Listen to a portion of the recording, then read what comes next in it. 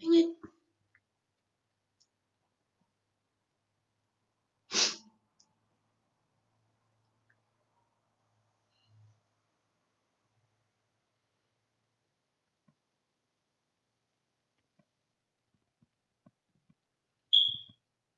Shut up.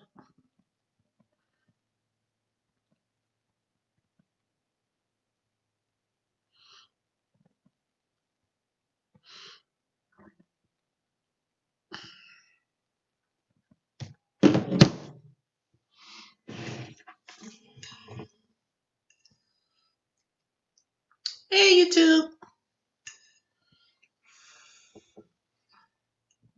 Don't mind me. I'm eating dinner. Spaghetti.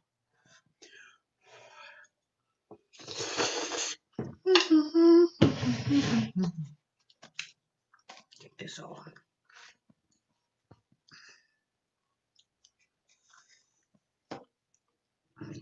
Hey, YouTube. Give me a thumbs up as you enter the room. How y'all like my new look? I chopped it all off.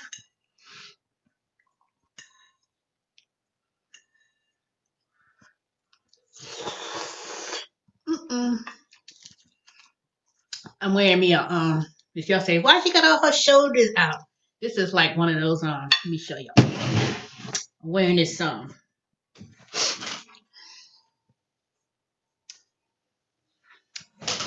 you know, one of those what do you call them? Not sundresses.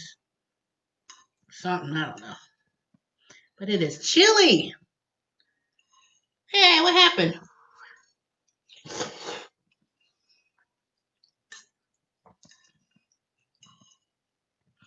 Who's in here?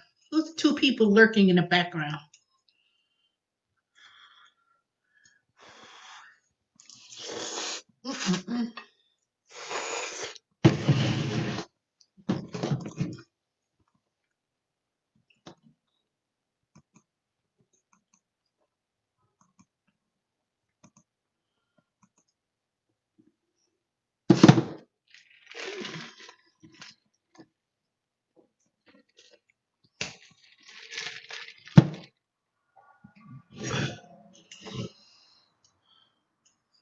All right, I'm gonna wait a few more minutes till more people come on in the room.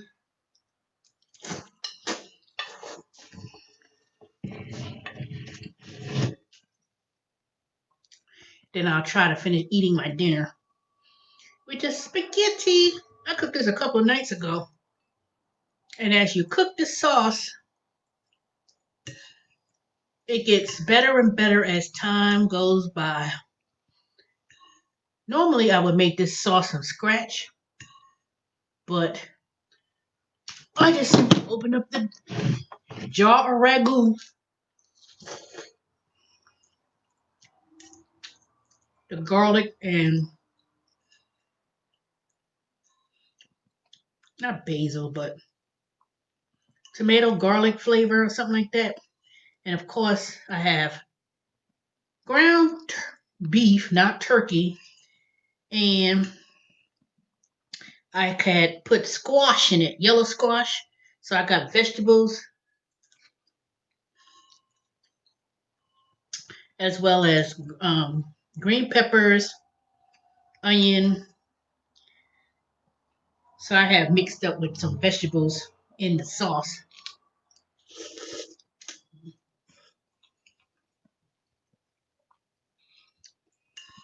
So it's not all meat, but it got yellow squash, green peppers,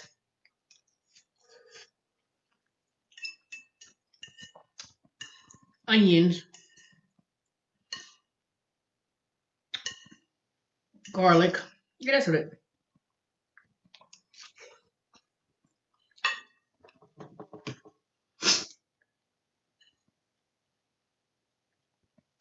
So as y'all can see, I voted today. Where's my sticker? Wait a minute. It's been on my dress all day. See, look. I voted. I secured my vote. Yes, sir. Went on there, Stonecrest Mall, where the Sam's Club used to be, the future home of Stonecrest City Hall.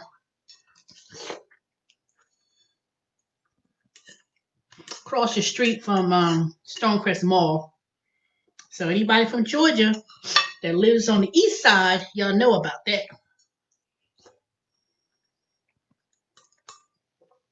And it wasn't bad today either. It was not that bad. I got there around 1:25.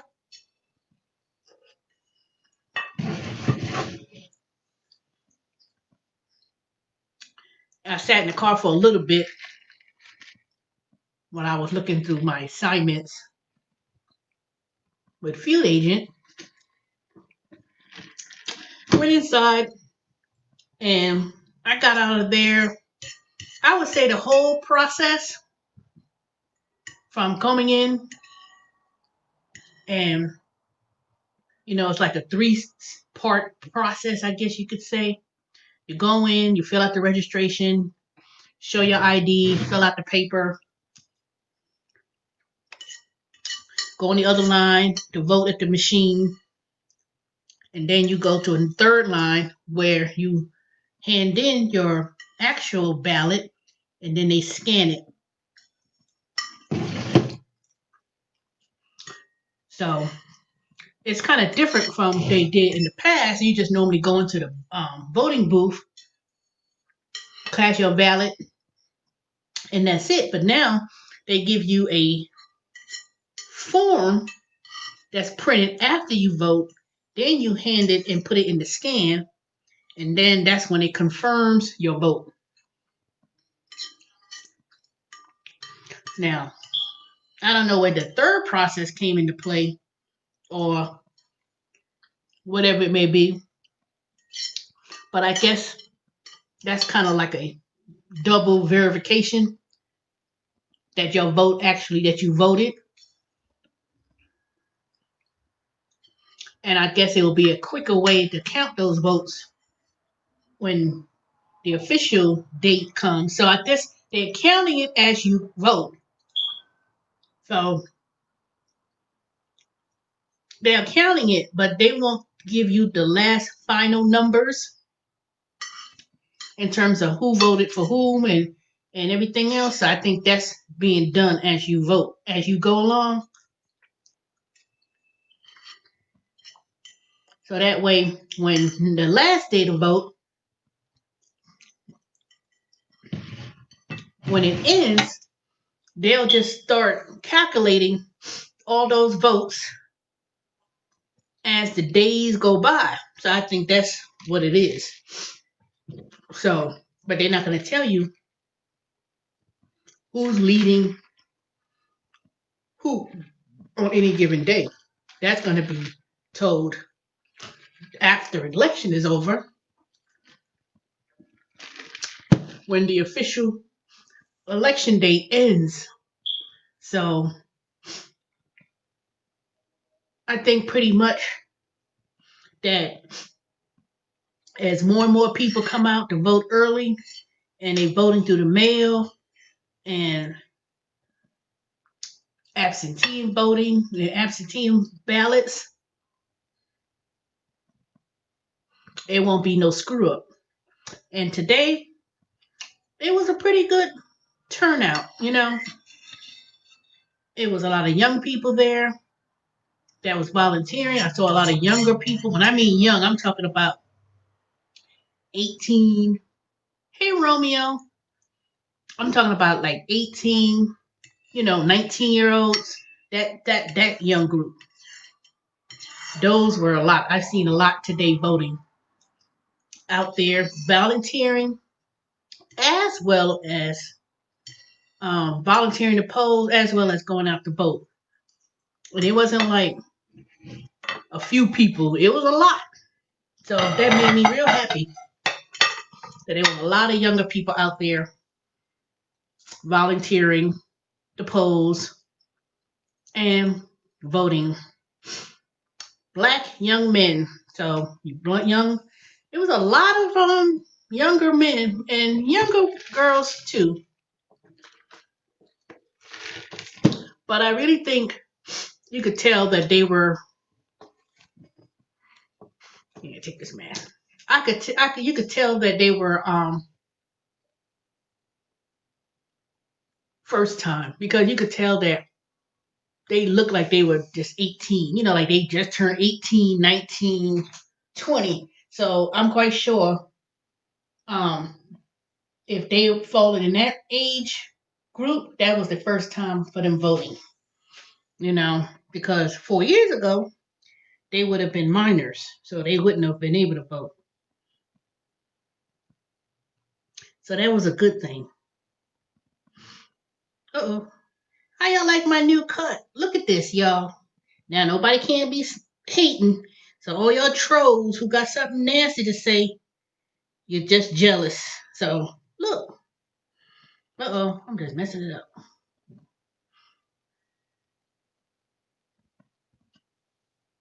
Oh, shoot. Let me go back, put it back. I don't know. Y'all can see the back? Hey, Romeo. See? Let me see if y'all can see the back.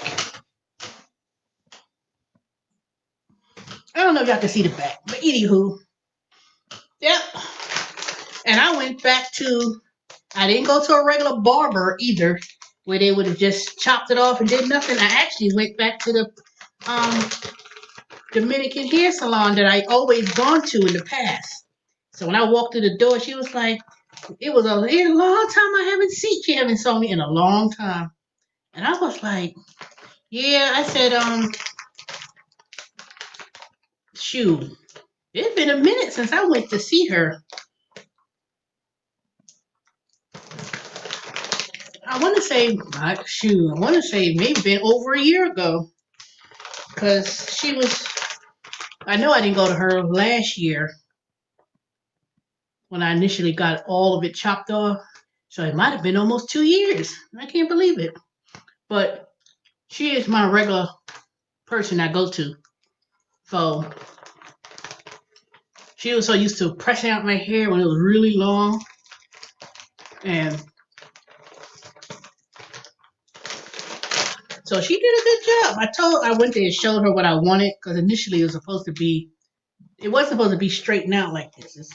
It's supposed to have been actually just cut, shampoo, put gel, and let it be a curly look. But she basically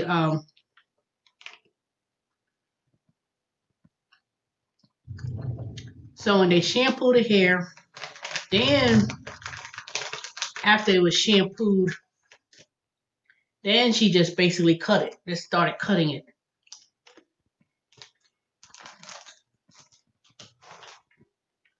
And then after that, I said, well, first I was gonna do a color because I was like, dang, my hair look a whole bunch of grays, but it's not as bad. The gray look. So it was cut real low in the back. And then, of course, just cut the whole thing and then just shake, that was it.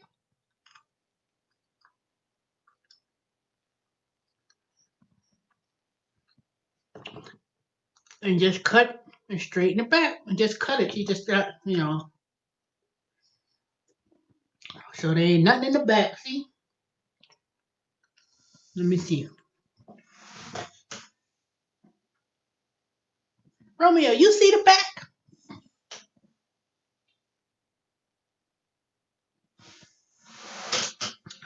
Because I'm quite sure later on other people are going to start coming in here. So when y'all play the replay, y'all just got to play the replay.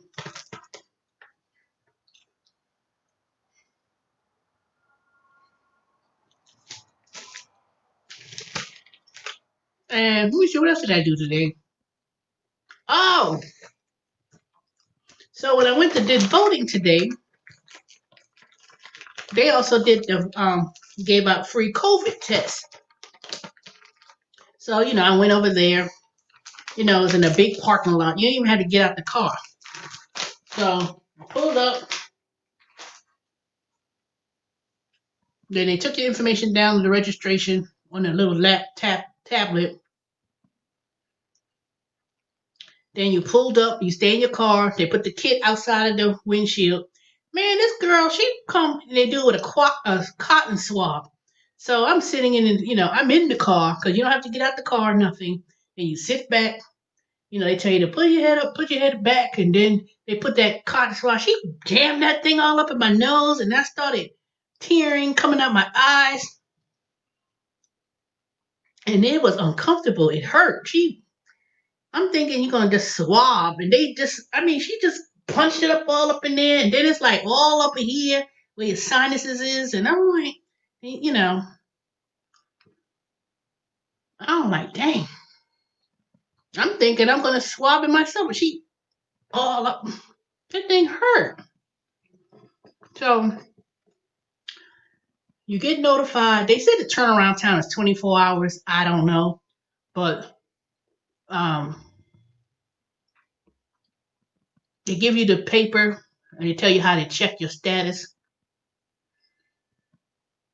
So in a couple of days, I'll be checking my status and see the COVID and see what happens. I could have also got a free flu shot too, but I will get that done in another time later on. Probably when I go more so to I'll probably go there when I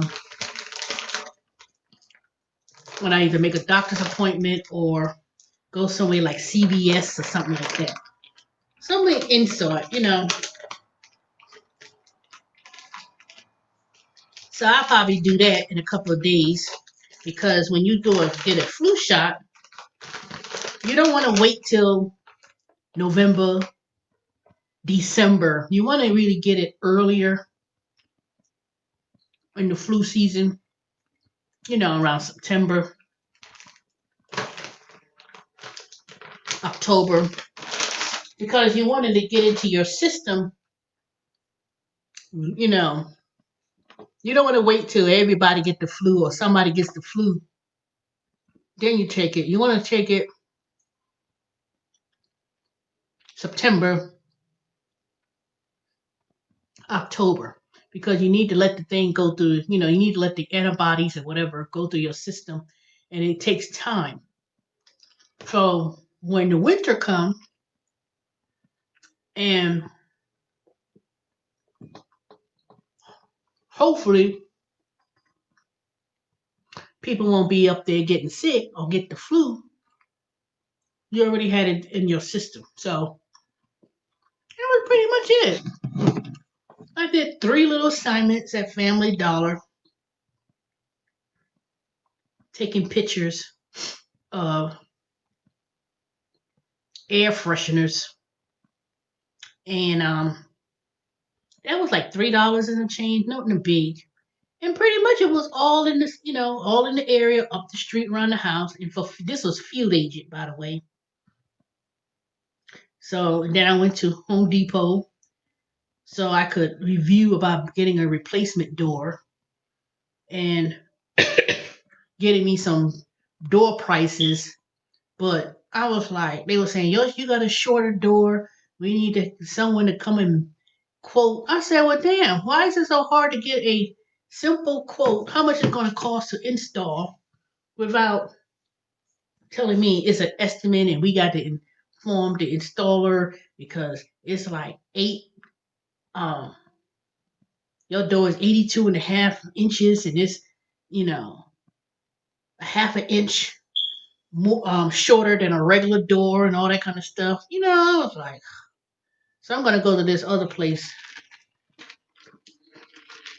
and see, because there's other places other than Home Depot to buy a door. So there's some places that build doors. So I'm going to do one more comparison and go to this other place. Romeo, you ain't saying nothing. All right, let me go ahead and put the link and see if anybody want to come on.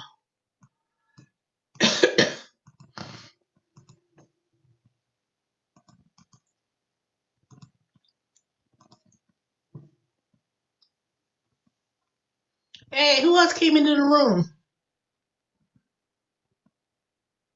I see 4 y'all. Give me four likes.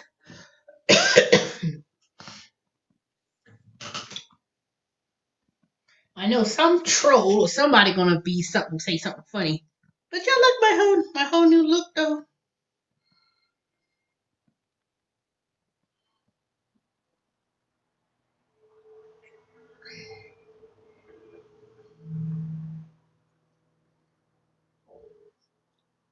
I know somebody gonna. Okay, now it's 9:04. I know it's early for some of y'all because usually I'm on here around 10ish. So I'm waiting to see more people come on in the room.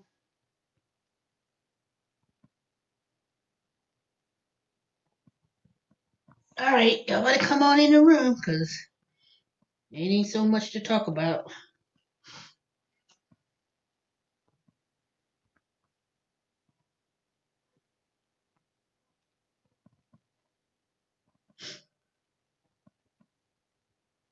Hey AB, I don't know who AB is. That's a new name.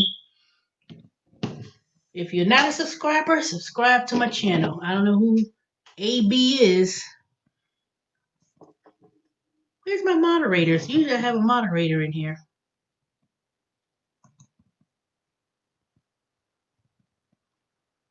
Nope, not too familiar. Of course, ain't nobody got no real avatar on here. And Romeo, when you gonna update your avatar so you could put your face on there? You seem to be on everybody's channel. Then you went back and went back to your name. You keep changing your name.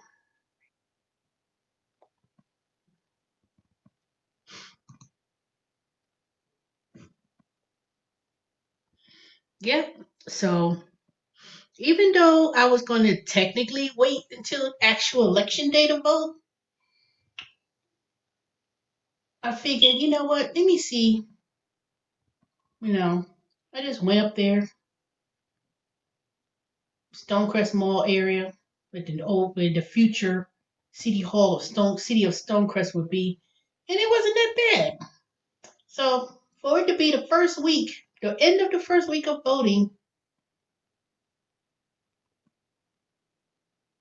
Oh, you come in every now and then.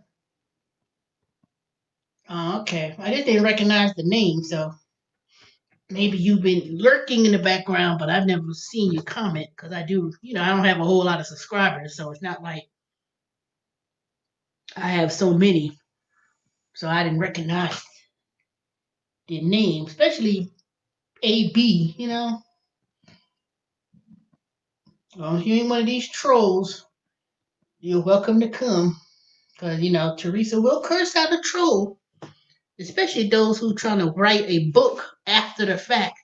They want to make up a troll page and then trying to send a message and write some long ass messages and everything else. So I'm not dealing with nothing like that. Because number one, if you talk crazy or you got something to say, and number one, you don't show your face. You don't show your face. You don't, you make up a whole new page just to make a comment. If you can't come out and show your real face and put your name, don't come to me. Because I've been it's like once in a while I get some people who's like, I've been following you for years and da da da da da, and they want to write a whole book. You took all your time just to write a message that I'm not even gonna read, or if I, just gonna get deleted or you're gonna get cursed out. There are those people who do that. They'll write a whole big old book and then start a page just to say something. Whatever. All right, 5 people in the chat room. I should get 5 likes. 5 for 5.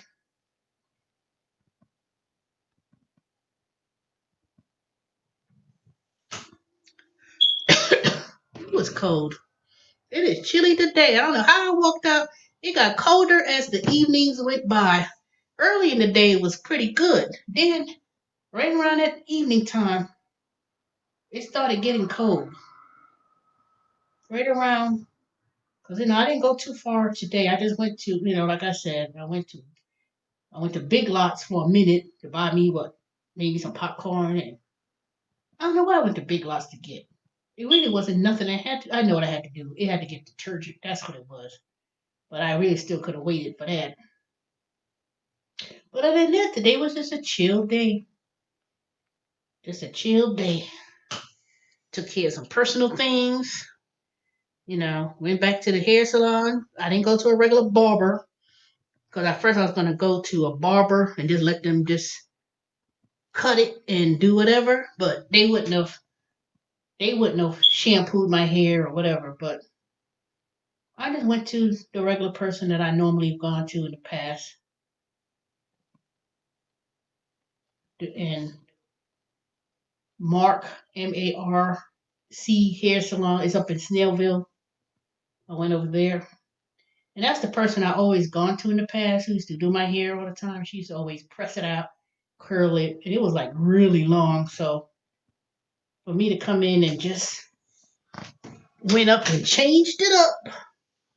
So, but she's pretty good, and the price wasn't that bad. She only charged me like $30, and for it to, if I went to the regular barber, it was $20, and they wouldn't have done nothing. They would have just and that was it, and it would not have looked as great. To be honest, it would not have looked as good because when it was before she um and when it was shampoo wash and she started cutting it, it didn't look it. I was starting to look a little concerned because it was kind of like. But after she um of course after she just you know cut it, start blow drying it out, and it didn't take a whole lot to blow dry. And then I said, well, just see.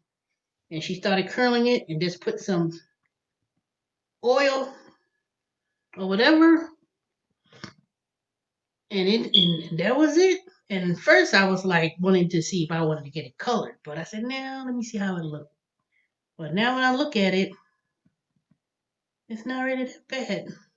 You really can't see it because the light.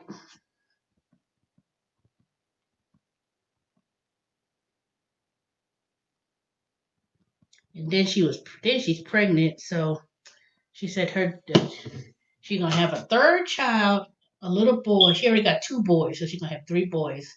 So she said that's it. And then she told me the child is due November the 6th. So I was like, oh, okay, my birthday's at 18, so I said, your baby gonna be a Scorpio. And then, but I'll probably see her in another couple of weeks anyway, just for her to, shampoo and stuff. But she only charged me, what, $30? And that ain't bad. 10 more bucks, and it looked better, which include, she had to use the clippers and shears. So I'm glad I decided just to go to the regular hair salon and let them do it versus just going to a barber and they'd be like, yeah. Because I don't know if you go to a barber, do that even include shampoo, which I doubt it. No, they probably would have just spritzed some water and that was it. I don't think they would have included shampoo. No, it probably wouldn't. It wouldn't have. It would have been just a simple cut. No, they would have simply cut it and that's it. So, and I told her when I got there, I told her I had already cut it myself in the back. It was so jacked up. Y'all saw how it was.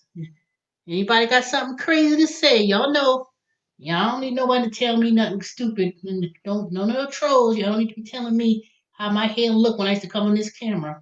Don't come up in here. Oh, your hair used to look good, whatever. I don't even try it. And then because you know what? At least I can show my face. Now this is messages for the trolls. Because trust and believe, there's always somebody want to be a troll. So I'll probably by next year's spring, when spring come around, my hair will grow back out. It will grow real quick. So I'm gonna try to keep it short like this for a minute. But I'm not one to do braids, so I'm not gonna do that. So I'm not one to do that. But I'll probably just do a low maintenance one now because it's easier for me to maintain. And then if I wanted to jazz it up some, maybe I'll do a color. I don't know. We'll see. All right, what else y'all going on? I ain't gonna be yapping all day because obviously the usual people who be in here they not in today. I don't know where y'all at. Then a minute when I leave, people gonna say, "Don't come. Where you been?" Then I gotta catch y'all tomorrow night.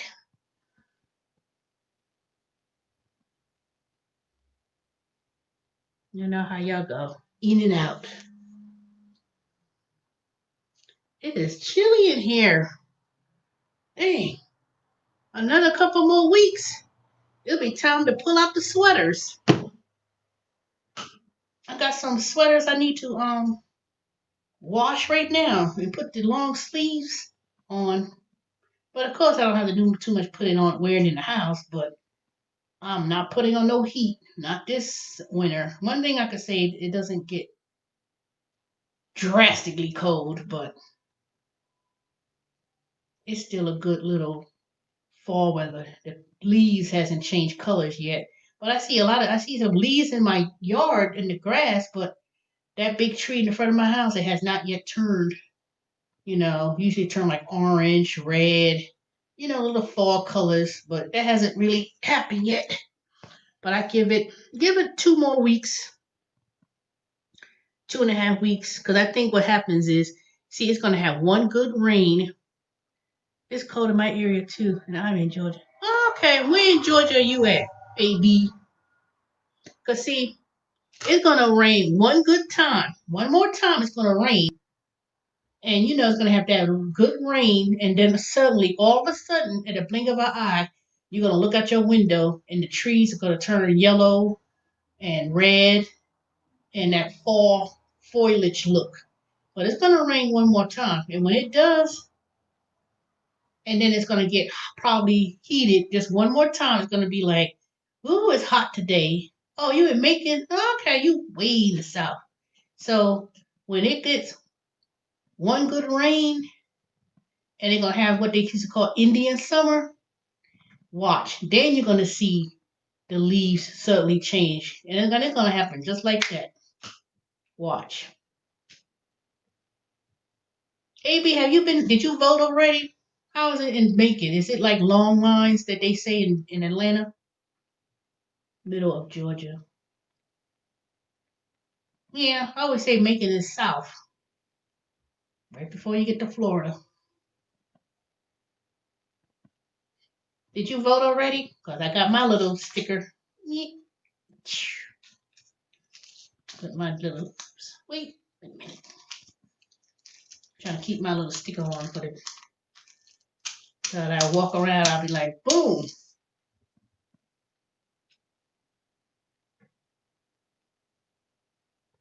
Hey, who else in here? There's two of y'all in here, but there's two more other people in here. Where the rest of y'all at?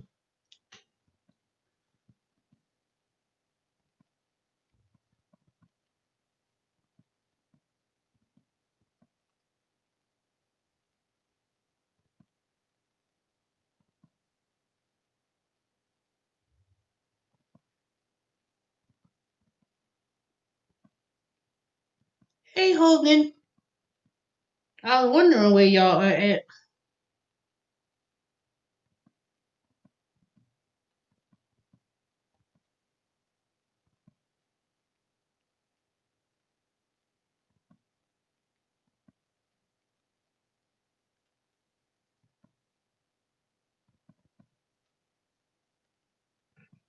Oh, you mailed it in? Okay. Now, it was the actual ballot, right? It wasn't just the one where you're supposed to mail a form to get the ballot in the mail. Because I've gotten something in the mail. If you wanted to get an absentee vote ballot, or do you want to get a mailed-in ballot, you have to fill it out just to turn around and get a ballot mailed to you. So I've never got anything in the mail in the past asking if you want to do absentee ballot, mail ballot. So, because at first I thought it was an actual ballot, and I looked at it. I said, oh, okay, you have to mail, you gotta sign it and then mail it back. Then you gotta get a ballot sent to you. So since I voted in person today, then I ain't gotta worry about mailing ballots and all that stuff. Now in Georgia, let me tell y'all now, I know in most states, don't vote twice because you know that's a felony. So you cannot vote twice. Once you voted and confirmed, because like I told y'all earlier in the video, you go to the first line, you fill out your registration, you show your ID, they check you in the system, then they give you the ballot paper, the little thing. Then you vote, then you turn in that the plastic thing, and then they print your actual vote is printed on your results. Then you go on another line, and then they scan it, and then that's when it shows confirmed.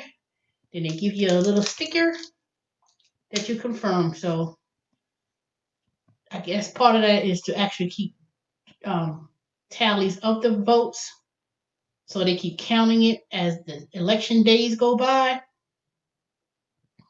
and also prevent any kind of fraudulent activities going on. I guess I don't see how much fraudulent can you get, because if you registered to vote, whether you do it through the mail, whether you do it, I don't know why they're making such a big deal about this mailboxes situation and people dropping it off in a box. They making it so difficult and making a big deal about um some states.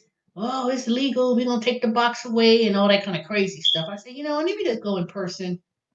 Even if I just, go in person so I could actually stand in front of the machine and validate everything and not put nothing in no box, because I don't want nobody, I don't want no trickery going on with people stealing boxes and all this crazy stuff. It's like, why do they make it so hard? I mean, goddamn, if you want to mail it, if you want to put it in a box, why is it such a big thing? It's like, I read somewhere a couple of weeks, a few days ago in Pennsylvania or somewhere, somebody found some ballots in the trash and all that kind of crazy stuff, and somebody did something and then they got arrested, and so I said, you know what, let me just go inside and just make sure. Even if I did it on November 3rd, I just went early today because one, I didn't have to worry about, oh, I gotta work at Amazon, because y'all know what happened with that situation. So I said, you know what? So I finally get to do normal stuff in the evening and afternoon. There are some reports of unofficial mail drop-off boxes in California. There's, they always trying to say stuff unofficial. How can it be? You know, how is it unofficial? If they say that that's a designated area to get the mail, let it be. Let it be. Mm, oh, it's going great.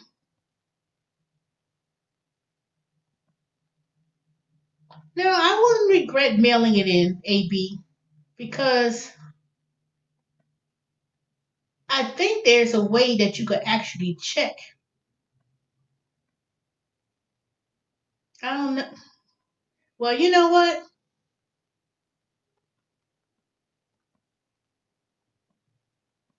I would check on that. I'm gonna check on that because I don't think there was any unofficial so-called boxes or issues in Georgia about that. So, are you talking when you say it was an unofficial government box? Where did you actually drop it off at? Was it a mailbox? I mean, what kind of box was it? Because my neighbor next door said he gonna mail, not in the regular mail. He said he gonna drop his off in some box or something. I don't know. I'm not familiar with anything about a box.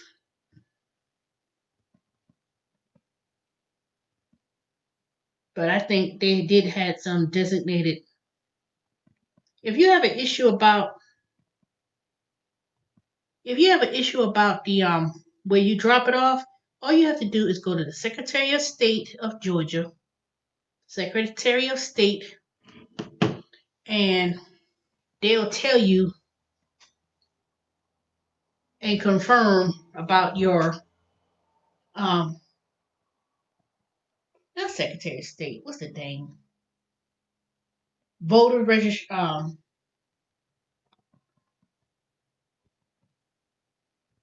Oh, I put mine in my home box. Oh, then you ain't got nothing to worry about. If you mailed it off in the mailbox, in your home mailbox, then that's fine. That is that the mailbox is a government official mailbox because they said if they said that it will be picked up from the post office and they will be picking them up. So you fine. You ain't got nothing to worry about.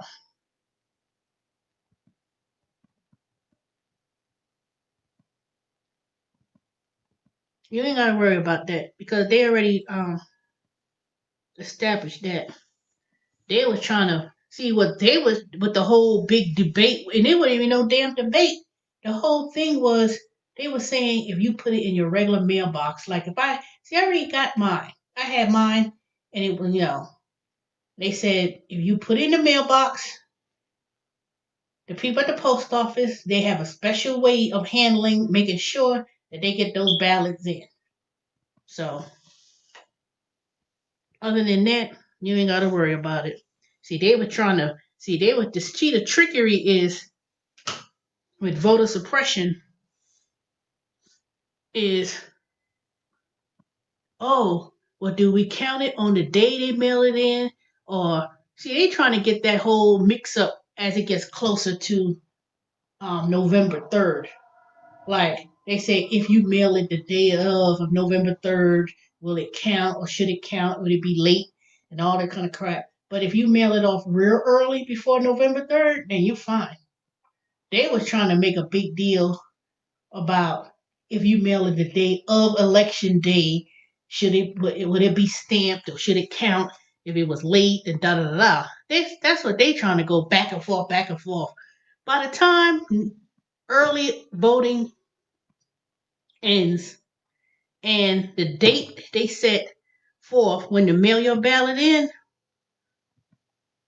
once that when they announce early registration or early voting ends, which is in 2 weeks, 2.5 weeks, or whatever it is, it's gonna be. I think I took a picture of that. Let me look.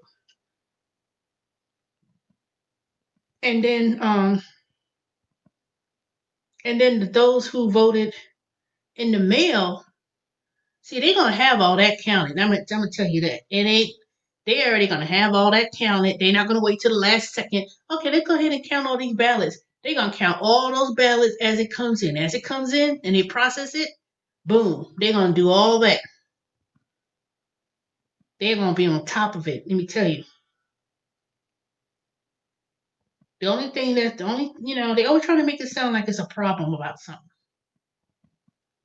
Then when November 3rd comes, they're gonna say, "Oh, look at these long lines, people." Most people probably already anticipated in their mind, "Oh, I'm gonna vote early because I don't want to stay in line." Whatever your reason is, only reason why I voted early today was because I was out and about, and I said, "Let me go down there at the the old Sam's Club in Stonecrest Mall and see how it looks." But I was gonna and see how it goes. And I said, okay, let me go. I said, okay, here it is. We got in line. it was initially 5 people in front of me at the first table, the registration, when you fill out the paper, show your ID. And then after I finished that, they said, okay, go stay over there in this line, go to the next, section to wait to get in the voting machine slot. It was 14 people ahead of me, but they had at least um, maybe 50 machines, something like that. They had enough machines, so it wasn't like, it's not like the Georgia Rural Congress Center or the State Farm Center where they have hundreds and hundreds of machines, but they had a quite number of machines, and it was available, so it went smooth. I think I was out of there in about under an hour, give or take, 45 minutes to 50 minutes, the most. So that wasn't bad to go to, line one, go to line two, then go to line three. That's where you pick, once you cast your vote, then you give this, they print out this paper, and then they tell you to go to either line one or two. I said, what's the difference between line one and two? So they told me line two was that was out of the district, because technically it was Stonecrest. But because anyone from Georgia knows, city of Stonecrest became its own city. I live in Stone Mountain, even though I live in DeKalb County.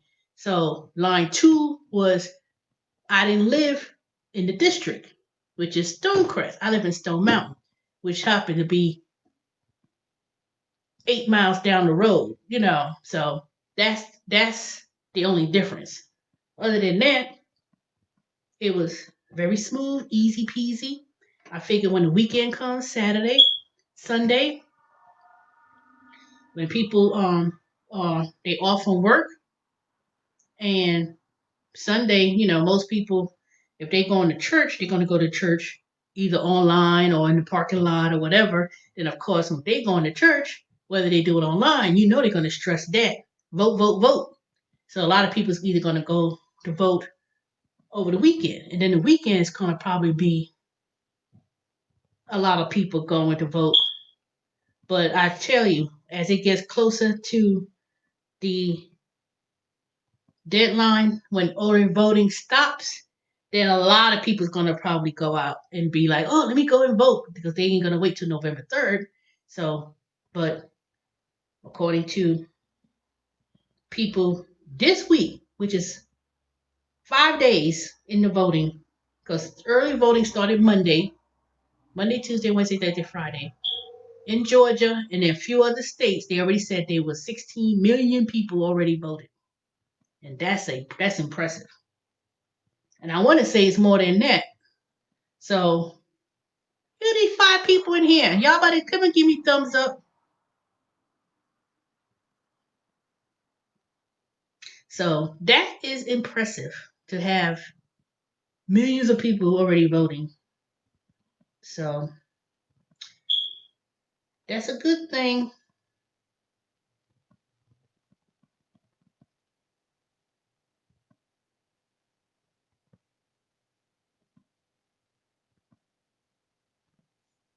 All right. Hold on a second. I'll be back.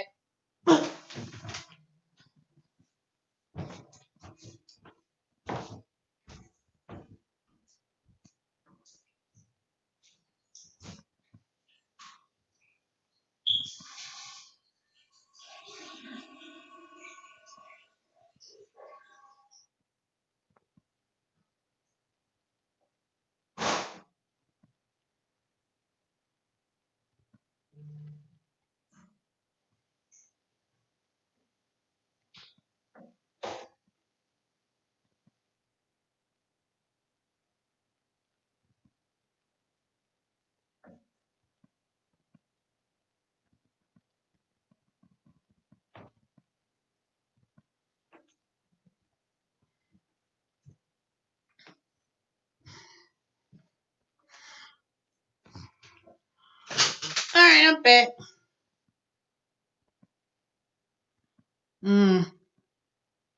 I saw that little clip with Trump being in Macon. Now I didn't know he was in Macon. I know he was in Georgia, but talking crazy. I was like, whatever. I figure he think that he gonna go to make he was in Atlanta 2 weeks ago. So now he coming back to Georgia in that part of the state. I guess he trying to get the majority of white folks that lives more so in the other parts of the state of Georgia. Because they already went to Atlanta to try to appease with the black agenda, the platinum plan. So now he gonna go to Macon, trying to appease the more rural area of Georgia. Because they said Georgia is the only. They said Georgia, the only state he may win, he might win, but it's real close. Is Georgia, a battleground state? That's what I read. I don't know how true it is, but if Georgia doesn't turn blue, it may be real close. I can tell you that. So I don't care. You can't, you know, your integrity is too. Trump, his integrity too bad. You could talk a tough talk. Being from New York and stuff, and you could talk the talk, but all he had to do, stop worrying about what other people. Obama's President Obama, he a liar, and this person a liar, and you treat the White House like your own reality TV show. You fired, and all that bullying with the media and um lying. You could be tough, you could be whatever, but just take care of your business. If he just took care of business and focus on the economy, focus on getting people jobs and everything else, and not be about you and all that negativity of talking about the press and science and control that corona coming in here. He may not have bought it here, but he's a liar. And look what happened. You ain't gotta like people. I care less. But if you focus on people, on the economy, getting people jobs, and control this thing, and really took a stance. See, he's so busy focused. See, Trump's so busy focusing on calling people who disagree with him in his own administration, he's a liar, and firing people in underhanded mess, and treating it like some game, and you really focus on the economy. And see, he could have shined throughout that time. He could have shined if he had that coronavirus start breaking in the world, and he focused all that energy on being this tough guy and bullying. And if he had put his foot up China's ass about this coronavirus situation and the trade agreements, and bought jobs back and turned the economy around, and I mean truly turned it around, not inherited a little something from a President Obama. You so focusing on turning, flipping stuff back and talking about people. Now they gonna talk about your ass. Hey, tell me. He focusing. Now I don't recognize your name either. Tell me. I know I recognized it from the other day, but go ahead and subscribe. But anyway, Trump, if he had focused on cutting taxes for the middle class and doing his business as a businessman, or so-called business person, I don't give a damn red ass if you don't like black folks. And a whole lot of people don't like black folks. A whole bunch of congressional people, past presidents. He ain't tried. He ain't do no effort in these 4 years. I haven't seen him done nothing. He ain't tried to do nothing other than talk about Obama, he need to be, just the other day talking about he need to be, what did he say? Put in jail. Why? On what? President Obama was like, people looking at him like, really? You know, then talk about Joe Biden, he's the worst contender I ever did. How you gonna say he's the worst contender? This your first time. You ain't ran up against nobody. Yeah, you was a contender when you first ran 4 years ago, with Clinton. So how he gonna say she's the worst opponent? He the worst opponent ever. He was the only opponent that you faced. You wasn't president the last time. I mean, you just sound just as stupid and ignorant as hell. Everything is I'll make great again. I got cured. You know, mm-mm. You lied about your taxes. You lied about the recent thing that came out with the 5 million to 10 million, whatever money from Egypt. The days before the end of the campaign, they found that money trail. They kept that a secret, but that's why he fired Mueller or whatever, and Cohen and everybody. He been fired. You fired because he. You know what? All that focus was on other things rather than him focusing what he needed to do. I ain't seen nothing. I wasn't impressed. Now here it is. The economy. I already knew the economy was going to be in a recession anyway, way before COVID happened. COVID simply magnified the issue. It didn't really. COVID did not bring the recession. The recession and this economic bubble bust that was already in the works. But rather than focusing on matters for the 3 years, he did everything else but the worst. The worst. And I don't know why people seem to be so afraid of um the Republicans, why they're so afraid to not denounce some of the bull crap that he's been doing. It's like, are you afraid of losing your position? Because that's what's going to happen to y'all. You wait 2 more years from now when we vote for the when you vote for the Senate, 2 years, those same people you were backed up with Trump, backed up, you held him up. They gonna be scared. I don't even understand why he even tried. I don't know. If he goes, oh God, I don't even want to say it. I hate to even come out and think that would possibly happen. If he gets a second term, he ain't gonna finish that second term. I can tell you that. He gets a second term. He ain't gonna. I'll assure you, they're gonna leash all hell and back. So if Trump even thinks he's gonna win a second term, you think they're gonna let go all those things they was letting go from the first term? You dodged the bullet with the Russian interference. You dodged all the things that was coming out. Just this week, they came out. If you think they're gonna let that go, you can only fire so many people.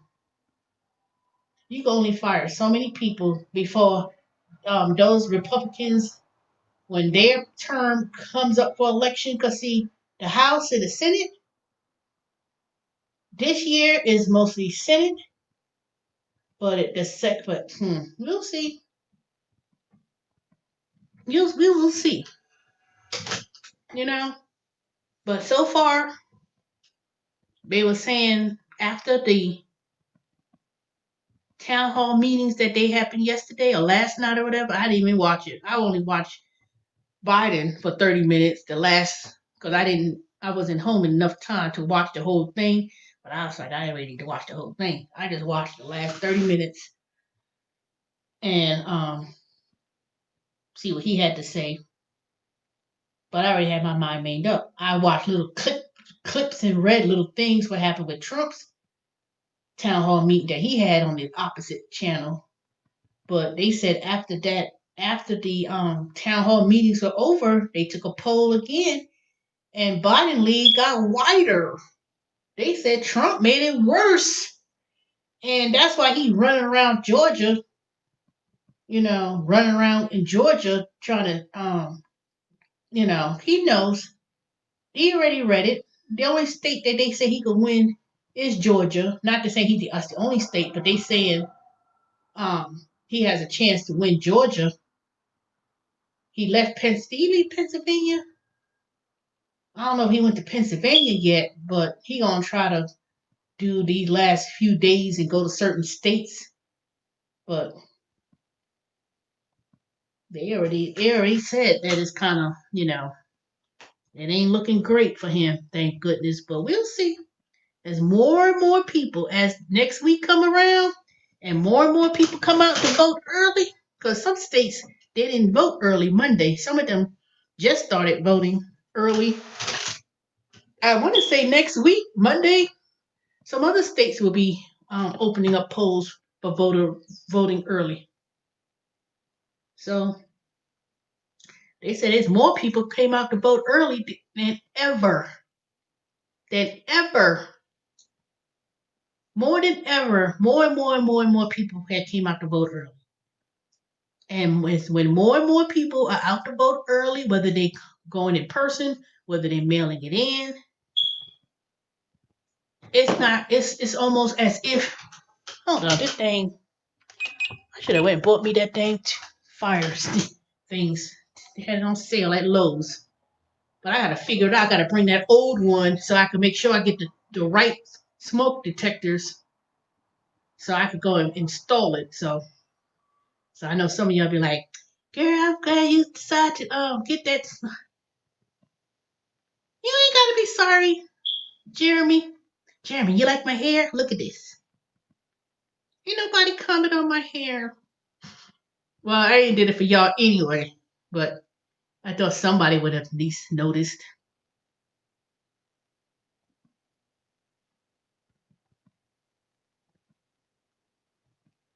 Oh, don't worry. I was doing laundry too. I need to take it out of the washer and put them in the dryer. I'll do that before I go to bed because I need to get my phone charger out the car.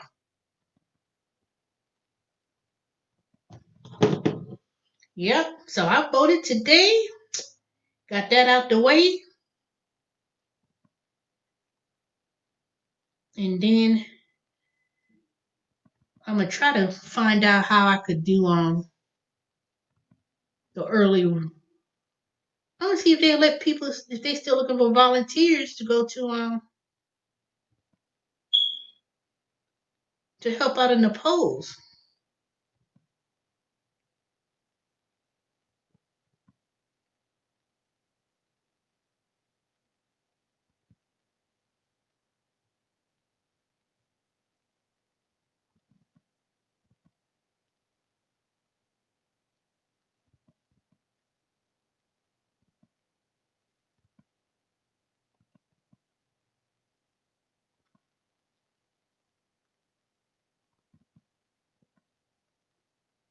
Hey, Hardin. I told y'all I was gonna get it done. I said there's no way I'm gonna come on here another night. I'm so glad. And look, and it got all chopped off too. Let me show you. You see the back. I already showed it to Romeo earlier. See the back? I don't know if you see the back. You see.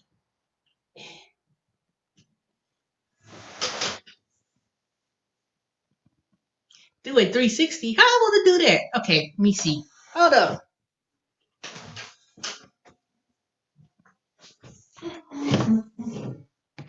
I want to show my butt.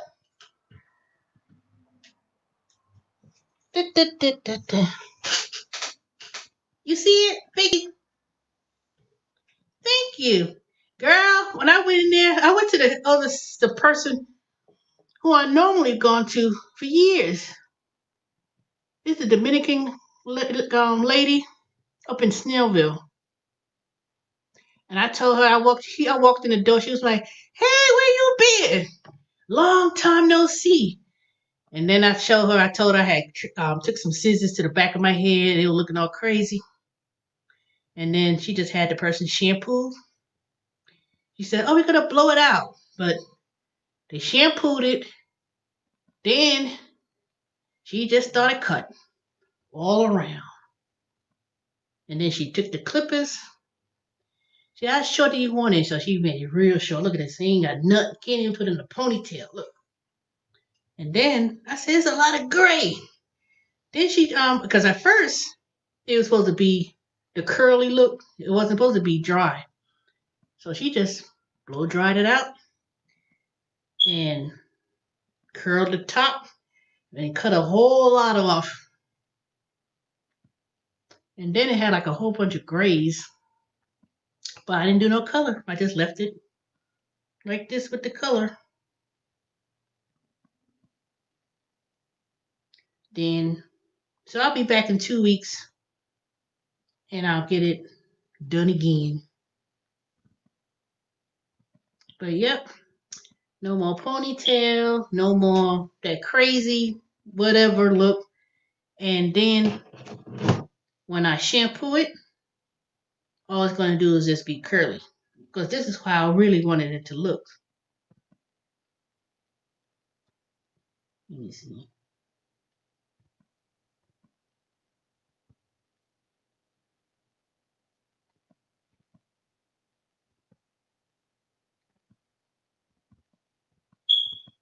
Shut up. Mm.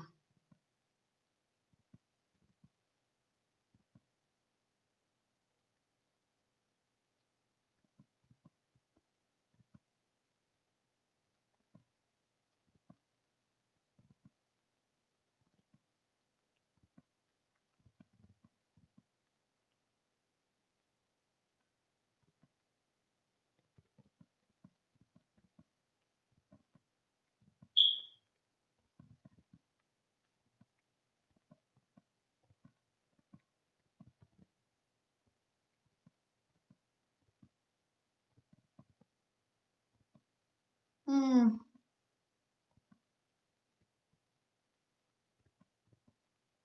I was trying to well, you know what? It'll never look the same.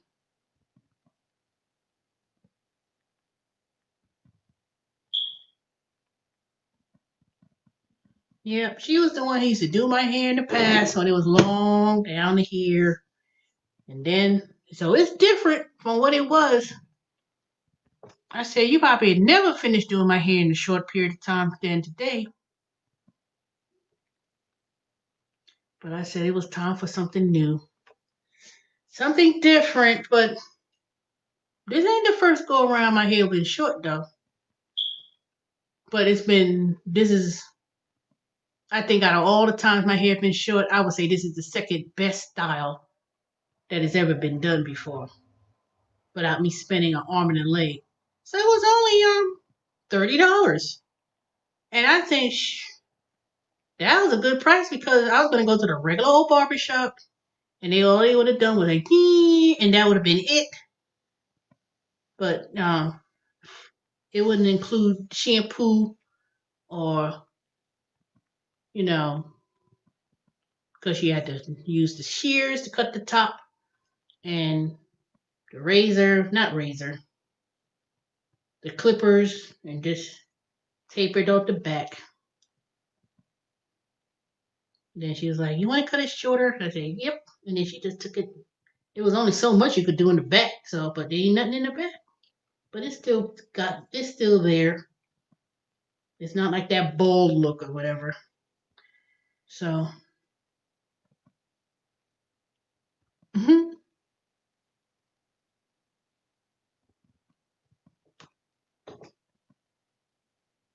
But it's been chilly today though. Ain't not much been going on, Beverly. I'm just saying, what I've been doing for the day. Just, went to vote, did my field agent assignments. It was like three of them, real simple. And Well, I'm finished washing clothes, but I need to take those things out the washer and put them in the dryer. So when I go downstairs to get my charger, then I'll just put the other clothes in the dryer, let it dry. And then tomorrow is Saturday, so I gotta work tomorrow, 9 to 5:30. And Saturdays and the weekends, to be honest with Wayfair, is not that bad. It's not extremely busy. It's like if I'm on the phone, they say I'm going to be on the phone, calls ain't coming in back to back to back. So it's kind of chill on the weekends for Wayfair.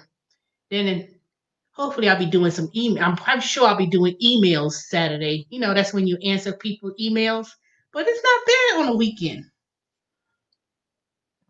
And then to be off, and now I have to worry about, I got to get up and work. I have never felt so more relieved and so more relaxed, not having to work at Amazon no more overnight, putting all that strain on my body. I think that's the best thing they did yet. I'm so glad I was able to move on from that. I'm not gonna do overnight jobs like that no more. If I do something overnight, it's gonna be probably merchandising for a couple of days. You know, a couple of days, or do it a couple of days in a month. I'm not doing that every day. I'm not doing no 85 hours like crazy work like that no more. I'm like, ugh. I don't know what the hell I was thinking. 85 hours, 90 hours a week.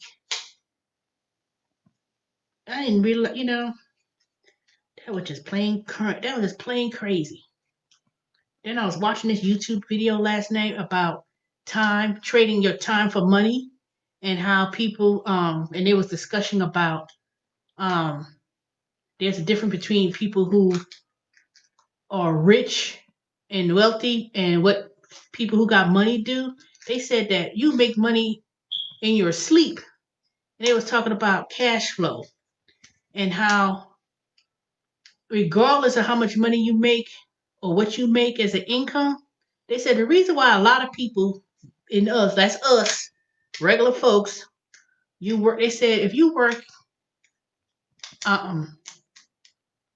making whatever your salary is, $40,000 a year, not including taxes taken out, and you do that, you're not going anywhere. They say you're not letting the money you work for you. So it's time to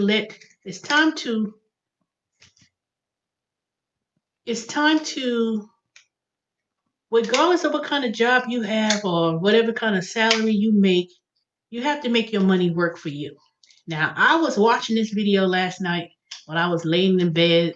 They was, speaking on that, and people, they was asking these people in Canada, if, about, do you know what cash flow is, and financial literacy, and how they're not teaching financial literacy in school and things like that. And I said, you know what? I should kick myself in the head, because when I was in high school, at Walton High School, I was in the Academy of Finance. I learned finance. I took college classes in finance, which dealt with investments, when I was 17, 18 years old.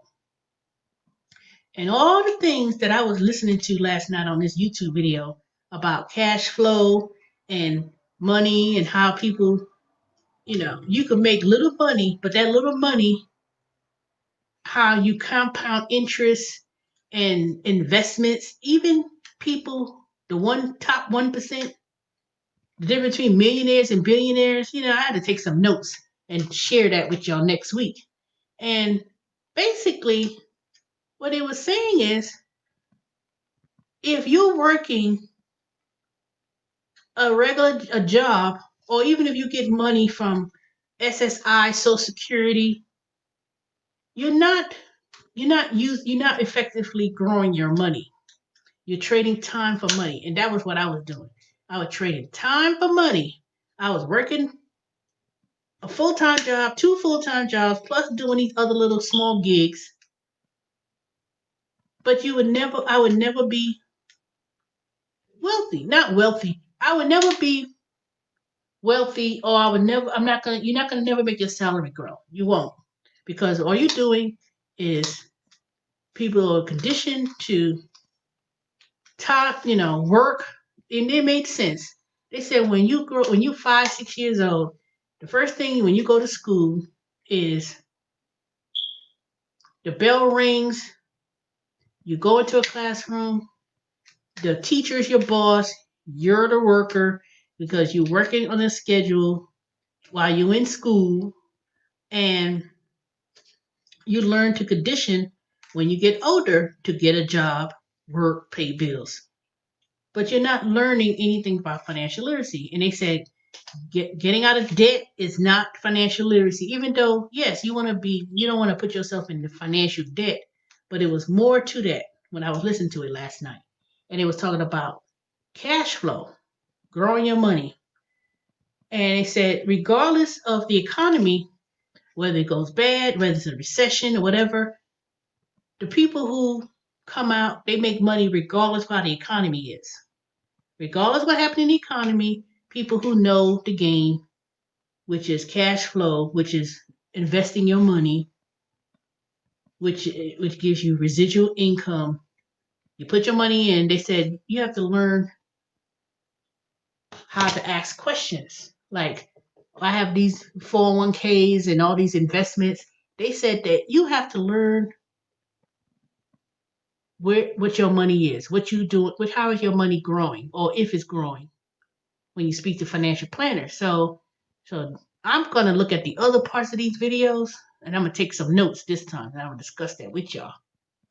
And I'm gonna be concentrating more on growing my money. But one of the things they said was before I had went to sleep, they were saying if you own a house, it is not an asset, it's a liability because you're subjecting yourself paying a mortgage and 30-year mortgage or whatever. And they said that that's a liability. Now they didn't say not buying a house is not good to get, but if I turn this house into an asset and let it generate more money for me, that's when it becomes an advantage. Because I'll be honest with you, when I bought this house, I said I was going to do it as an investment. It's going to be more for an investment purposes. So I'm going to learn the other series that I was listening to on YouTube and how you do that. And one of the things I think it was saying it was really speaking about investing in real estate, not buying a bunch of houses and flipping them and all that stuff. I'm quite sure that's part of it, but there's other ways to invest in real estate without buying a bunch of houses and stuff. Because you can actually go into different companies. You know how people who buy real estate, they're not, they said they're not using their own money to buy real estate. Basically, what they're doing is they're using hard cash from people who invest in companies.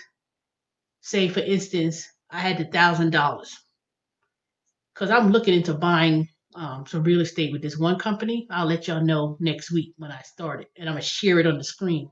But basically, what it is that you put your money. Say you invest $1,000, and you have other investors, and you buy an apartment complex. And with all the apartment complex, with the renovations and whatever, you get back anywhere from 8% to maybe 12, 15% of your money. And all you're doing is being an investor in some real estate. Would you like to have rumors? I don't understand what you're saying. Would you like to have rumors? Why would I want rumors? You're talking about roommates or rumors? I don't understand what you're saying, Beverly. But the cash flow part of it comes into play is learning investments. And I've learned that when I was 18, 19 years old. But the main thing they was making is they said a lot of people they don't do it is because it's fear, the unknown. And that's why a lot of people don't go into investing or properly know how to invest because one, the parents never taught them, which is majority of people. Parents don't know, or they didn't teach it in school, which is a lot of people. And the other one is fear. If you're not taught about investing in cash flow, that's what keeps a lot of people poor. And working and generating income to pay bills is not residual income. It's not it's not cash flow. But it was these people that was on YouTube and they was talking about it. And they were they were speaking on, like, they said they was lawyers and people had, really good jobs, and they just um changed their mindset. That was the first thing. I fell asleep through the whole thing, so I'm gonna listen to it again. But they say you have to change your mindset, you know. And once you change your mindset, then you're able to and not be afraid. You could really, create a cash flow for yourself. And it don't take, and you don't have to have millions and millions of dollars to do so. You don't have to have um they say start small. See how it goes. You start off small, get yourself familiar with it. Let that little bit of money that you got grow. And then when it grows, then you build up momentum. You know, start off with $500 somewhere.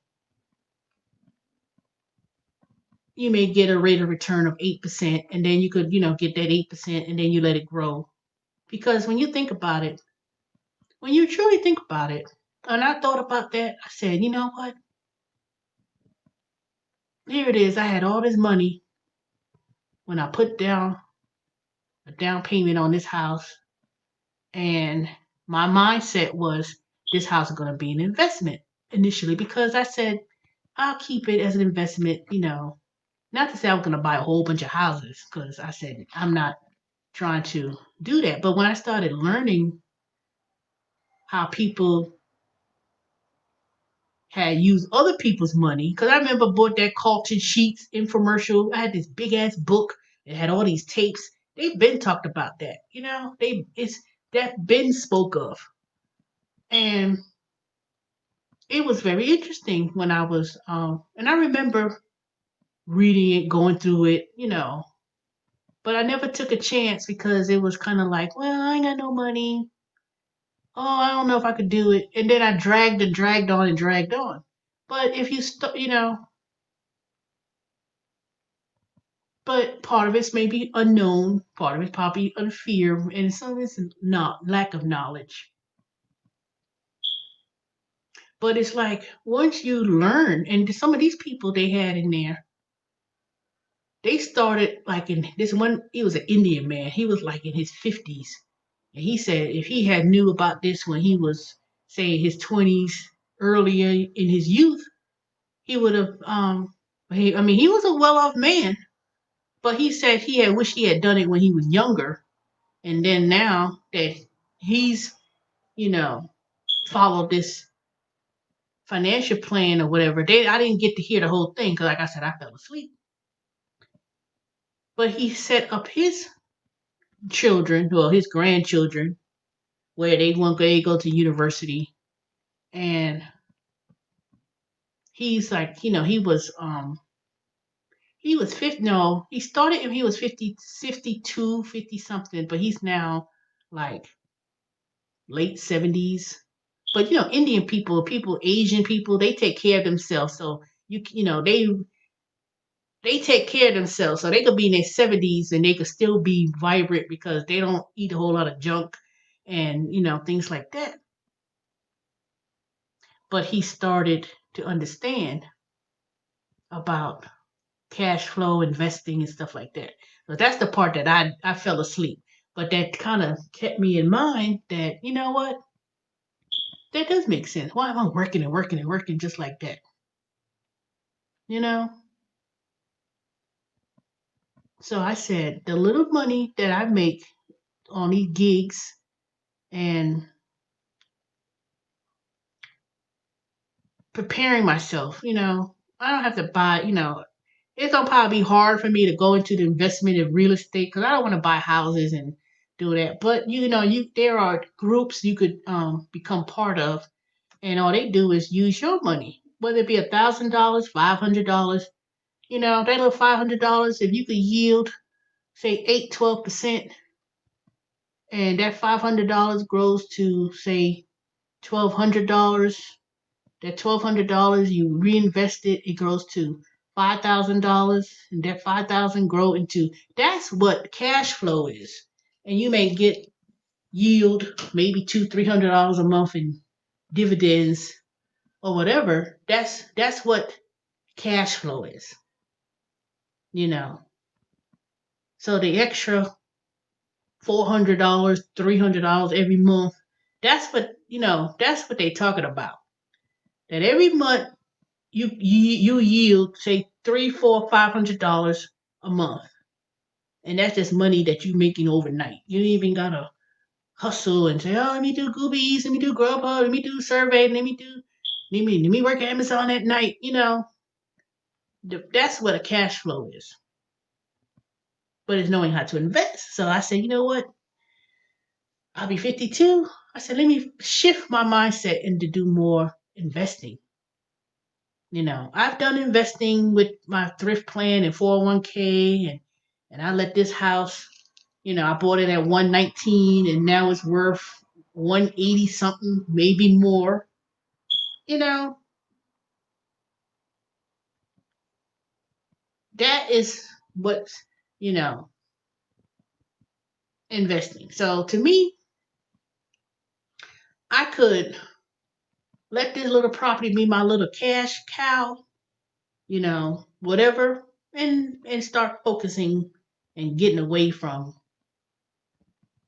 working, working, and working. And I need to start focusing on investing. Right now, someone asked me a couple weeks ago about what I think about buying gold. And I told her, I said, you know what? I'm only going to invest in something I understand. I said, it's good because the dollar is low. And when the dollar is low, that's when the gold prices go high. So I've been holding on to this ring, my class ring. I bought it for the graduate school. I bought that ring for it was $500.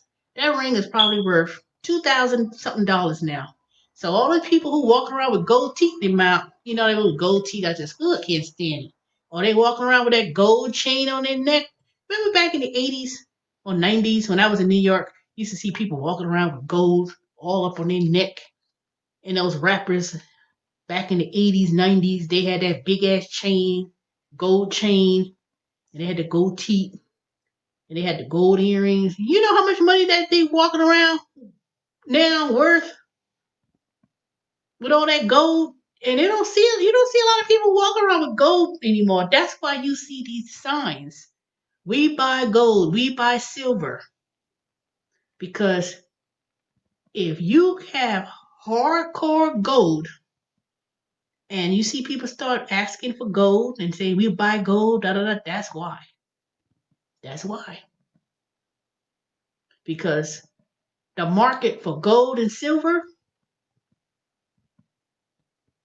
and I never understood this when this person asked me this, and I was like, I don't know. I didn't say don't buy, invest in gold or whatever. I said I would diversify. I would buy some gold, buy some things in the stock market, but I never knew how to buy gold. I was like, I know there's gold, you could buy certificates of gold, but there's things you could actually buy gold. But I was like, well, I don't want to walk around with um actual gold. Where would I put it? And that was the part I didn't understand. I knew about the prices of gold in the market and silver too, but I never, about people say you're buying little gold nuggets and stuff. I said, where you supposed to keep that at? And where you supposed to put it? You know, but before gold prices go so high, what year did you leave New York? Oh, I left New York in 1990. No, wait a minute.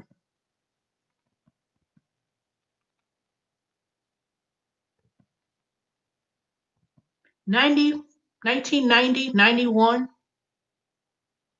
No, I didn't leave New York and went straight to Georgia. I left New York, lived in South Carolina, where I went to USC in Columbia, and then I left South Carolina for Georgia in 96. I came to Atlanta in Valentine's Day of 1996. But 4 years prior to that, 4 or 5 years prior to that, I lived in South Carolina. So that means I left New York 1990. No, not 1990. It was either 19, let me see, 87, 88, 87. It was either 1990, 90 and 91. That's when I left for South Carolina. I lived in Atlanta in 1996. So,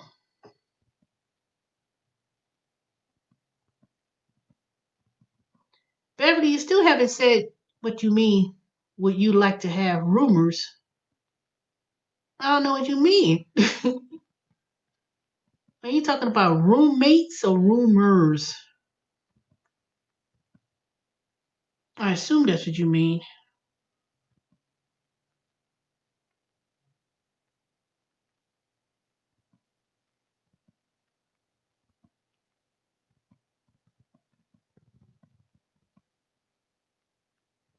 I just know one thing. I won't be living in Georgia. Hey, pleasure. I'm going to give myself, I want to say if I live here in Georgia,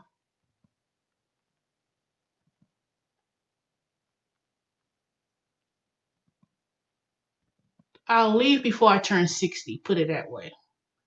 So right now, I'll be 52 before I turn 60, because when I get 60, which is 8 years from now, I can't believe it when I say that I'll be 60 in 8 years. That's not even a decade. That's like 8 years. So I got 8 years, less than 10 years before I turn another decade of 60. But before I turn 60, put it this way, my time in Georgia will be ending, God willing, that if I live past that, whatever God gives me time frame wise, before I turn 60, because when I get to 60,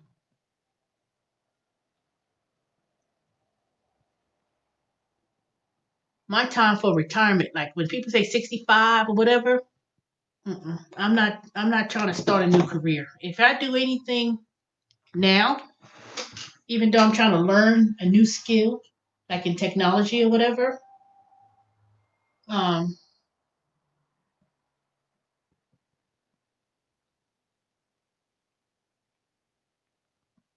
by the time if I give myself say I get a 15-year career in something, I mean, yeah, I love to stay at Wayfair, but you don't know what happens with these companies these days.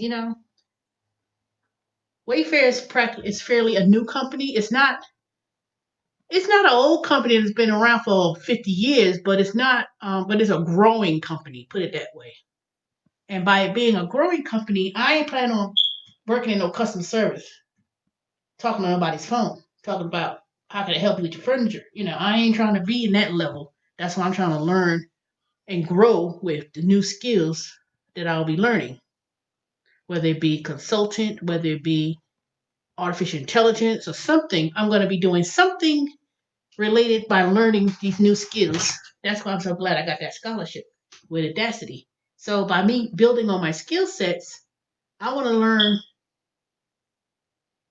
to be a consultant in technology, something that's always going to be demand. It's always going to be a demand. AI and all those new technologies and things like that. The United States is way behind China in regards to that area. Data analytics, data scientists, They're gonna need people in that field, and they're gonna need people that learns those skill sets because the way the economy is gonna be happening, it ain't gonna be no the way we know how it is now.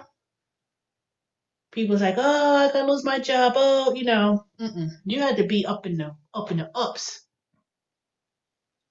There ain't gonna be no stores, retail stores as we know it. It ain't gonna be walking in the Kroger Publix. It's gonna be a whole new ways of things of handling that.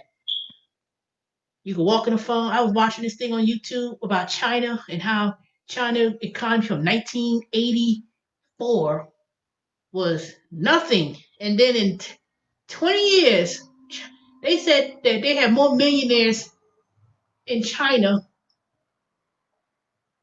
than anywhere else in the world, and they had all this 10 see China's are like 10, 20 years ahead of the United States. They were showing people going into grocery stores in China. They had no cashiers, they had nobody in the store. You walk in there with the phone.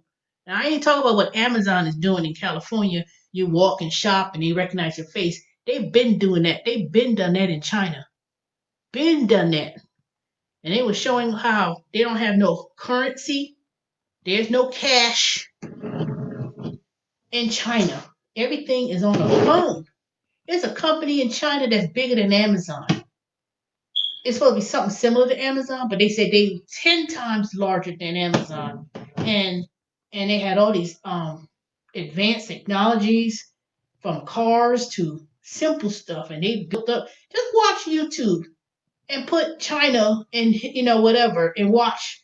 There's so many different ones that was talking about from 1984 when China was like nothing. They was on that dictatorship, and how they grew their technology, and it was amazing. And they were showing Shanghai how it used to look, and then it's like all these worldwide skyscrapers and the big capital of the world. I mean, it's like they now surpass the United States, and they're going to surpass the United States, especially when it comes to AI technology in China. You should have seen it. They had it. So they were going to a regular old convenience store, walking with your phone, and their phones are even more advanced than what we got. And they were buying things with the phone. They had no cash, no nothing. And they walk out the store, doop. And I was like, and they already had your face technology. So think you trying to go to China and steal and don't buy and don't pay for your shit. You be in damn prison because they had all people's information, data, face recognition. It was amazing. I was like, damn. And all the stores and my mother went to China a few years ago, and people are buying. It ain't that bootleg stuff either. It ain't that cheap shit.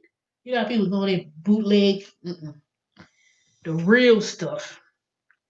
Man, I was like, dang, that's my ultimate trip. If I wanted to go somewhere, I would have to really say that's where I would like to go. It's to China. I would love to go there. Go there to shop. People talk about, oh, I want to go to New York. I want to go to New York so I go shopping. Man, bump going to New York for shopping. Go to China and go shopping. If you're a person who's like a handbags, shoes, sneakers, whatever, go to China. Bump New York. You want to buy a Gucci, Fendi, um, whatever bag you want to get, go to China. And ain't that cheap crap either. It's the real stuff. You know? People used to always make fun about China, talk about you could buy cheap things in China and cheap electronics. No, it ain't. No, it's not. Don't let it fool you.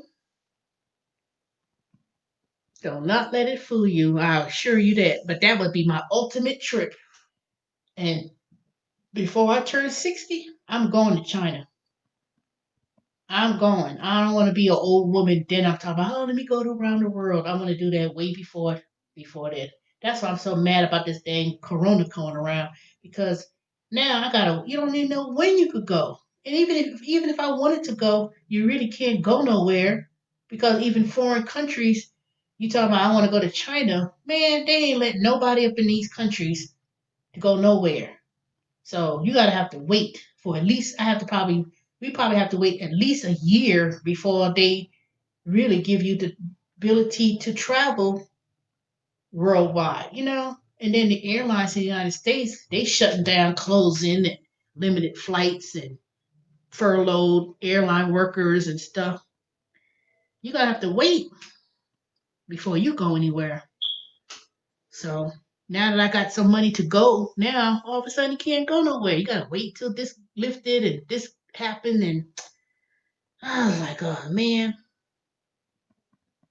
But I could tell you one thing: the new world order of how things will be here in the United States, it ain't gonna be the same. It ain't gonna look the same. It ain't gonna be the same. It ain't gonna be nothing. You know? And that's what the interesting thing about it is what's gonna happen after November 3rd. How is that gonna change the world? It's gonna be a change, I'll tell you that. It's gonna be very interesting. Very interesting. But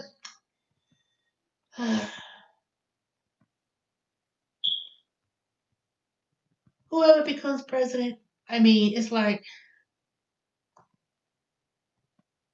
it's going to have a direct impact on most people in the United States, but it's going to be indirect in a way. And what I mean by that is it may not really make that much of a difference. Well, it will make a difference, but I think with the whoever becomes president is going to be, do we all come together and not be a divisive country to resolve this COVID situation and get the respect of the world back? But things being normal, it ain't gonna be normal. It's not gonna be normal. You can find a vaccine in a year, 2 years. They're gonna take a leap, even if they say they found something. First of all, who's gonna take it? Who's gonna be the one to take it? You know how many studies and different groups of people you gotta test whatever vaccine. You just can't test it on a small sample of people and think it's gonna work. You gotta have to sample people of different ages, different race, different um, health conditions, different everything. You know, just like they was had a recall on the metformin for diabetes. They've had a recall on metformin, a certain patent or whatever. And here it is, metformin been out for years. And it's not just metformin. Think about the other drugs that they've made through the years that the FDA passed and they had recalls. Remember the aspirin? I don't know if y'all remember in the 80s. Remember they was recalling back Tylenol? And Tylenol was people taking Tylenol, they were dying from Tylenol. And they had that big major blow up. That thing was a disaster. Tylenol, and people were dying from taking Tylenol. Tylenol been around for forever. And then when that recall happened with Tylenol and people were dying, FDA approved Tylenol, and it took years before anybody was even considering taking Tylenol. I don't know if some of y'all remember that, but shoot, that was a FDA disaster. So that's why they said don't be so quick to listen to stupid dumb Trump about he took some cocktail or whatever and he's cured. Man, if Tylenol could be a bad thing, how you think um ALT they have actual volunteers wanting to be tested for the vaccine they are supposed to be coming out with. But you know what? That little sample people they talking about, first of all, you don't know who's getting it because part of the thing is testing is one gets a placebo and someone actually gets the actual thing. They don't know what they're going to be taking. Somebody may have had the placebo and somebody may be actually taking it. And they already had a setback with that volunteer thing a couple weeks ago, saying that something happened with, they didn't say who the volunteer was, but they already came back with some setbacks. So I'm quite sure they got some people um taking it. But the ones who volunteered are the ones who already had the COVID. So they already had a setback. That's why they clear about coming up with nothing. They already had a setback. Don't be listening to you better not be listening to stupid Trump about trying to come up with something fast before election day. We better find something for election day. Man, you should have thought about that back in February. If they were so concerned about finding something, they should have thought about that. Matter of fact, not February, not January. You should have thought about that 2 years ago when they had the scars, the COVID 18. Hey, David, they should have thought about that 3 years ago. COVID-19 ain't new. COVID-19 been that thing been out. That thing been came 4 years ago. And when President Obama was president, they had the Ebola, and they stopped that from happening, from being a widespread. I'm fine. They stopped that from being from an outbreak. Ain't nobody talk about that. That wasn't new. This COVID-19 is not new. That's just a new strand that came, and they've been had that strand for 10, 12 years. That's been happening. SARS, that's what SARS is. SARS ain't nothing but COVID-17 or whatever that number is. That's all that is. It ain't nothing. This ain't new. I don't know why people want to act brand new about stuff like that. That ain't new. That been happening. The only reason why, and to be honest, it's been going on for over 20 years because there was a thing I watched on Oprah when it was the Oprah Winfrey Show, not the old network. They was talking about, there was a scientist on there from years ago that predicted there was going to be a major outbreak in the United States, and there going to be people, running out of food and toilet paper. And I was like, what? When this video came out, that video was 1980s. That video was 16. No, that video was 17 years ago. Look it up. And he spoke about this. There ain't no lights. That's just the background thing from YouTube.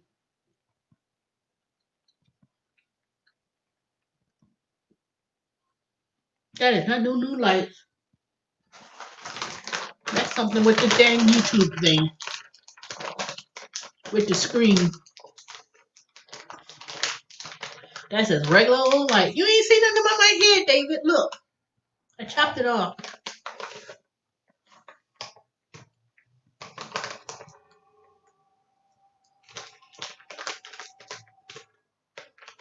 Look at that. I've been on here for an hour and 49 minutes. I ain't going to be on here this long. I got to work tomorrow. I called you a few times, David. You don't know how to answer the phone. I'm starting to get offended.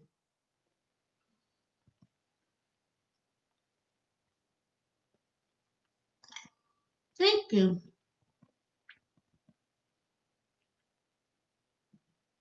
See, no more ponytail.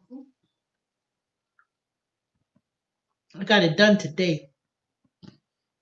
I said I could not come on this screen looking crazy. No more. I don't work at Amazon anymore, David. They finally tried to kill me. They try to tell me I was off task for 2 minutes when I was working with the scanning groceries in this freezer and all that stupid stuff. After standing up for 11 hours for months. But nope, I'm gonna have to tell you that personally one on one because I want to tell this story again.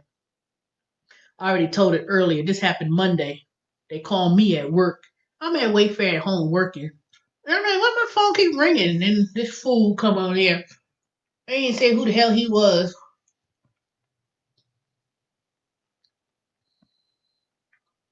Thanks. And then they were saying I was in 3 minutes. I was off task. That's what they call it. Off task for 3 minutes. Off task for 30 minutes on one other day when I was at lunch. So they gonna tell me I was off task for that, and I had got sick.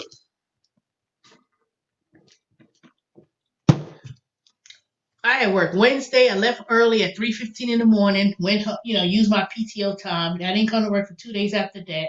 And then last Saturday, then I would say I was off task for 3 minutes, one day, and then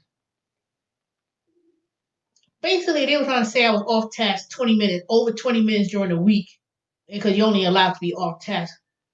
Total is less than 20 minutes for the month. So you supposed to be constantly working when you working. How are you supposed to be working with some broken equipment and the battery's dead and all that crazy? Trust me. I'm gonna tell them to stick it, but I'm gonna tell them in a different sort of way. They never paid me my day one from 3 months. It's going on 3 months ago. They still didn't pay me for my first day. So I'm going to report them to the Department of Labor because actually you've been having employees work off the clock, and I'm going to report it. They kiss my ass.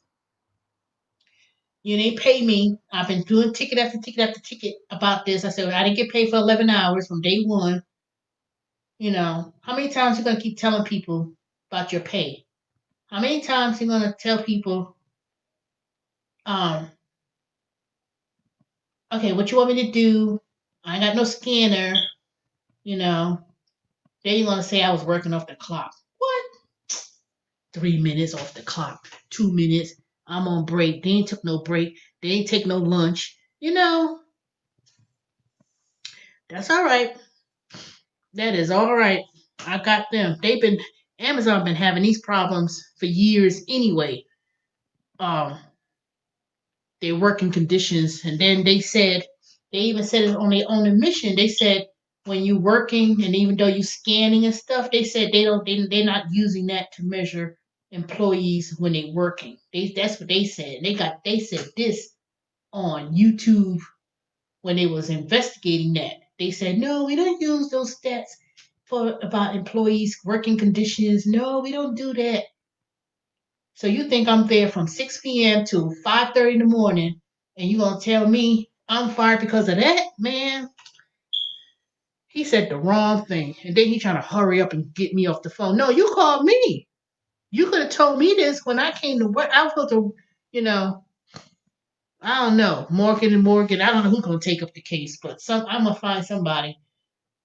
But I'm going to first start with the EEO and Department of Labor so they could pay me my money from June 28th. How you ain't pay me from June 28th? And every week I'm on a phone with the person in India somewhere. You right? We didn't pay you for that day. So when you gonna pay me? And then when they didn't pay you, you supposed to accrued PTO time. So that's missing some things on that. But that's all right. I don't care. I'm gonna get my money. I'm gonna get paid. And he'll call me for foolishness. You was off task for 3 minutes from 12:52 to 2. I'm writing all this down. I'm like, y'all some stupid people. You talking about I'm an off task? You calling me because I was off task? Now I can understand if you say I was fired because I wasn't coming to work, which that's not true because I came to work every day and I had PTO time to use. So those 2 days that I took off or whatever, I was within attendance. So they could never say, oh, her attendance. They could never say that. They could never say, oh, you fired because of your attendance. You talking about a scanner. I was off task for 2 minutes in between, 3 minutes in between work, and then the 30 minutes was another day. I said I was at lunch.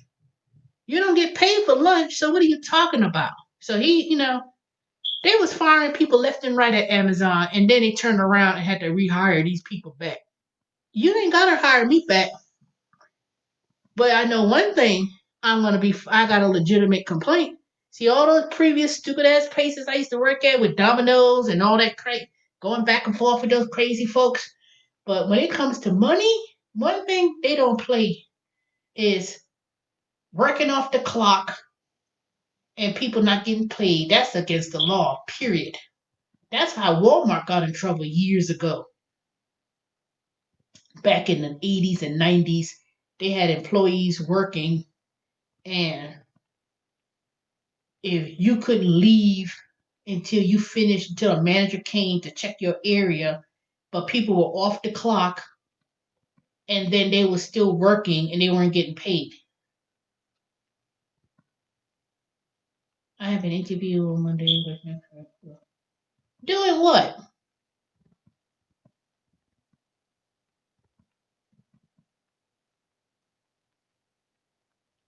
You're not doing those sales again, or is it regular customer service? Because you know what let me tell you what Next Rep told me. Remember I told you all that time my system was had that glitch and it wouldn't let me log on? They was hiring again a few months ago. I went to apply. The person called me on the phone and they said, "Oh, they said you had abandoned the job because you didn't log on for 2 weeks." I said, "What?" I sent them message after message after message about not being able to log on.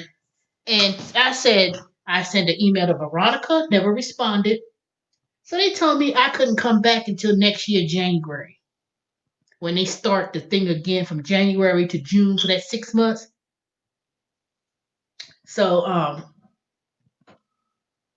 I can't come back until January of next year, which is that 6 months, whatever.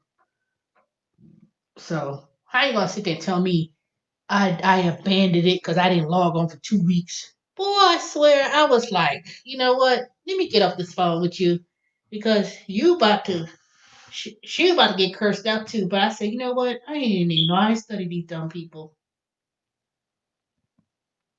all that time. I'm sitting here had these technical, and I had, and I wish I had what's her name number, Donna McDonald, the one who initially had helped me with this when the system was down that first week, and I was telling her no, it's something on your end.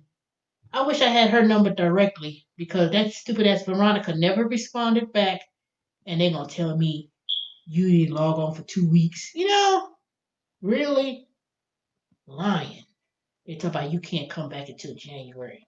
I think I don't want to come back over there with that dumb company. The way they handle that situation, I don't even know if you're wasting my time with them.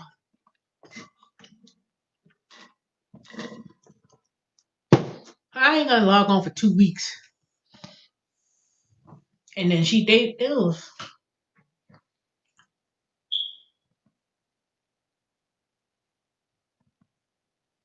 If you decide to take that job, regular customer service, I don't know. You ain't make. You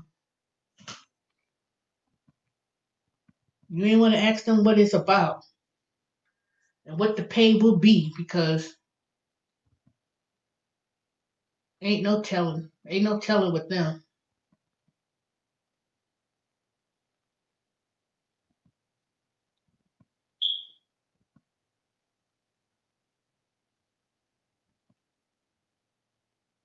I don't think it's that much. If I do, I don't know.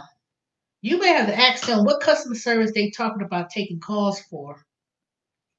Because if it's that same customer service position that I saw advertised a couple months ago, I want to say it pays like $10 an hour or something crazy. I know it's not 15 or 16. I know that. I know it ain't nothing like. I know it's nothing close to that. I want to say it may be. I want to say it's 10. I don't think it's a whole lot.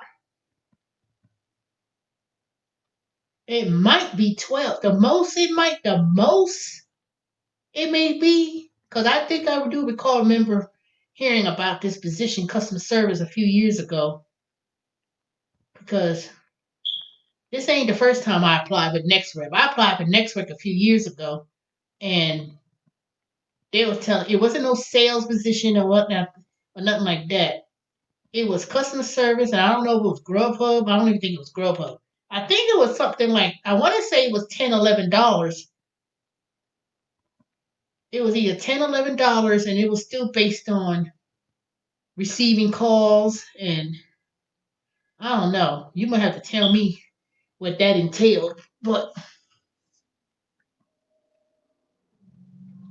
I know one thing. I love working at Wayfair, and it is not as stressful as it was when I was doing Concentrics. You know, Concentrics actually they Concentrics with Apple. I could still work with Concentrics and go back to them, but I'll be working. Um, it'll be a whole nother company. I think they had PNC Bank at one time, but I don't know what happened with them because I don't know. I found out that PNC was one of the companies they was working with, but they may have. I don't think they deal with PNC, and I know with Medicaid, Medicare coming up, I was working with CVS with healthcare. They looking T Tech was hiring for that again, but I don't. And they want you to actually go to Duluth, back to that office I used to work at to pick up the equipment, and then you work from home. But I'm not messing with them. Mm-mm. Besides my schedule that I have with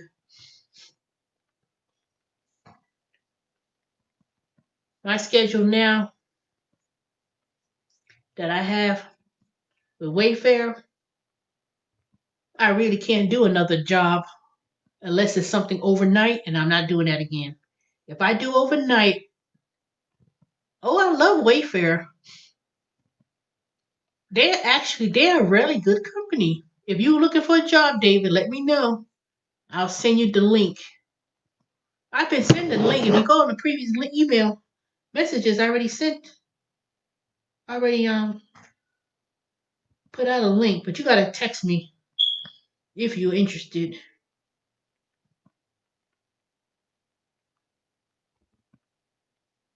They they're pretty good. I like them.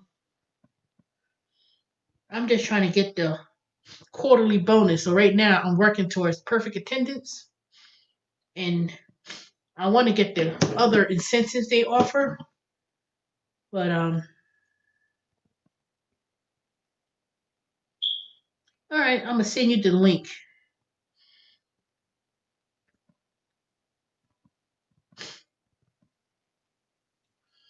Let me see if you're still in my phone book. Because you know, I almost took you off my contact list. I really did. I was like, all right, you want to act funny? You want to come back?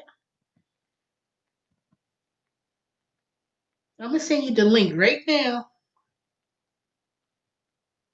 You choose your schedule before training ever starts. They'll tell you what they have available, and you choose it. I work Saturday, Sunday, 9 to 5:30, so I ain't gonna be here too long. And then Monday, Tuesday, Wednesday, I work from 11:30 to 8, and I'm off Thursdays and Fridays.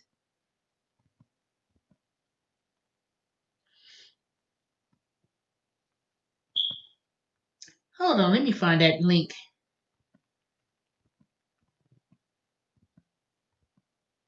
Yeah, they expanding. They really are. I it's hard for me to explain about Wayfair. I just it's different from all the places that I worked at. And one thing I would say is that they don't throw their employees under the bus. They actually value employee collaborations, and they don't want you to stay at level one, put it that way. They want someone to grow. And that's one thing that I like about them. All right, David, check your no, I chose to work those 2 work days, those weekend days. When I chose my schedule, I they didn't you didn't have to work both weekend days. That's the schedule I chose because I was working at the time when I took the job at Amazon. When I got offered the job at Wayfair, the job started a month later. I accepted the job at Amazon and I was like, dang. So I said, let me give Amazon a chance. Let me work. See, my thing was I was going to work at Amazon all the way until I started training with Wayfair. Training is only 3 weeks. It's not that hard. It really isn't. So I said I was going to stay with Amazon after I finished training for 3 weeks. And when I started, after training was over and then my regular schedule started, I was going to assess if I could work both jobs at the same time. So when I chose my schedule, I chose it in a way where it was going to do both Amazon and Wayfair at the same time. But I knew when I started my regular schedule at Wayfair, which was 3 weeks later after I was already working at Amazon, I knew that Wednesday, Thursday, Friday, Saturday till Sunday morning, I was going to be working 85 hours a week. So when I took the job and started Wayfair and Amazon, it was I knew it was going to be a hard thing to do because I said, well, dang, if I get up at 8 o'clock on Wednesday, I'm supposed to be at Amazon at 6 o'clock. I have 2 hours and how what I'm going to do, da da da. And then I thought they were going to let me change my schedule and be a flex employee. I wasn't trying to be. I wanted to change my schedule to flex, but Amazon so damn wishy-washy liars because they told me when I got the job, it was me and 15 other people, which all people left. Every single person in my class, they left. Nobody works there no more. I was the last person to leave. And then they changed it from 6 to 4:30. They said, no, you get off at 5:30. No, they said 4:30. Then they changed it and said every other week you work 4 days where you get 44 hours. You work 44 hours a week. And then the following week you work 33 hours. So it's 44 hours, 33 hours. 44 hours, 33 hours. So when I had 44 hours working at Amazon, I was already working at Wayfair, which was 40 hours a week.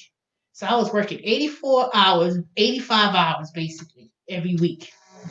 And then 70 something hours the following week. Now, that didn't include travel time from the time, going home and coming back.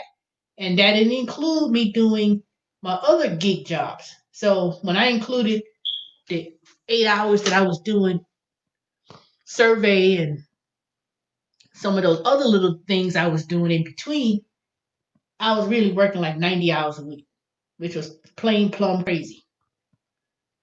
And then I was saying, you know what? I could actually do my survey and merchandising jobs and still work during the daytime and not be working so late in the middle of the night and maybe make the same amount of money. Because I was getting a lot of offers that was paying me pretty good. And I was telling them, no, I got another job, da da da. So, but Wayfair pay as a level one because you only beginning and is 14 an hour. But you get benefits from day one. You get major discounts on household items. When you move up from skill set, you get paid more money. Then you got bonuses too.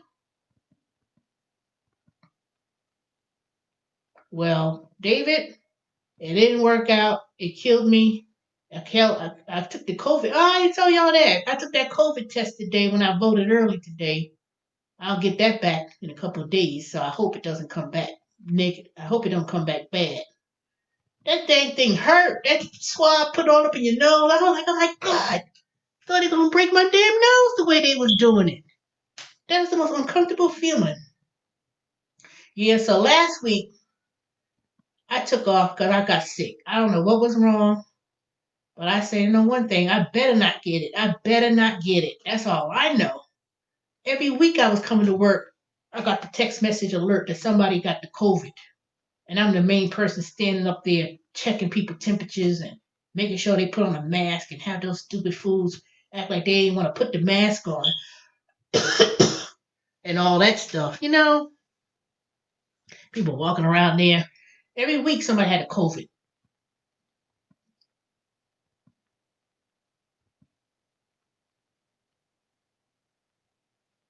I know it doesn't look comfortable.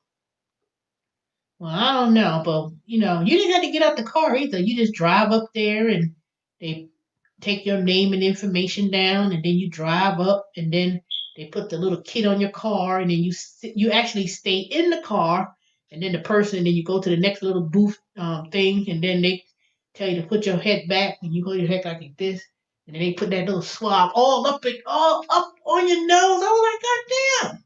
You still got the mask on, and they put that Q-tip thing, and they ain't doing it lightly, like they all up. I mean, all up here, all up in here inside my nose. Then I started tearing. I was like,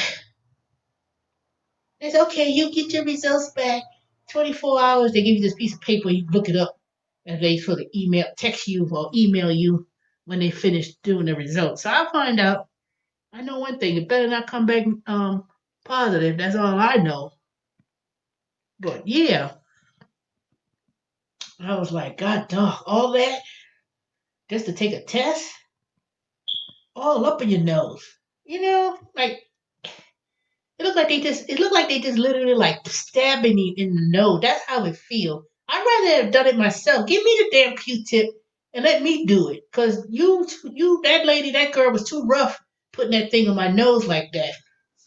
I'm quite sure it wasn't supposed to be all like that. Ain't no way you telling me all up, dashing, all up. Shoot. But I'll tell y'all what happened. Then I didn't even feel like it did hurt. That thing hurt so much. I was like, I'm telling you, a little tear was coming right out of my dang eye. All up. I'll call you tomorrow. Well, call me after 5:30. I get off at 5:30. I don't want my phone to ring. Or let's say I'm doing email. You're not on the phone all the time either. You're doing phone and email. So that's a good thing. I hope I'm on emails tomorrow. I want to be on emails at least towards the end. But it's not bad on the weekends. Matter of fact, it's kind of slow. Mm, I thought I had symptoms last week when I went to work at Amazon. I thought I was having symptoms then because I had like shortness of breath and um, I was in bed the whole day. I was in bed for 2 days. The only reason why I got out of bed was to go downstairs to get me something to drink and went right back upstairs to lay down.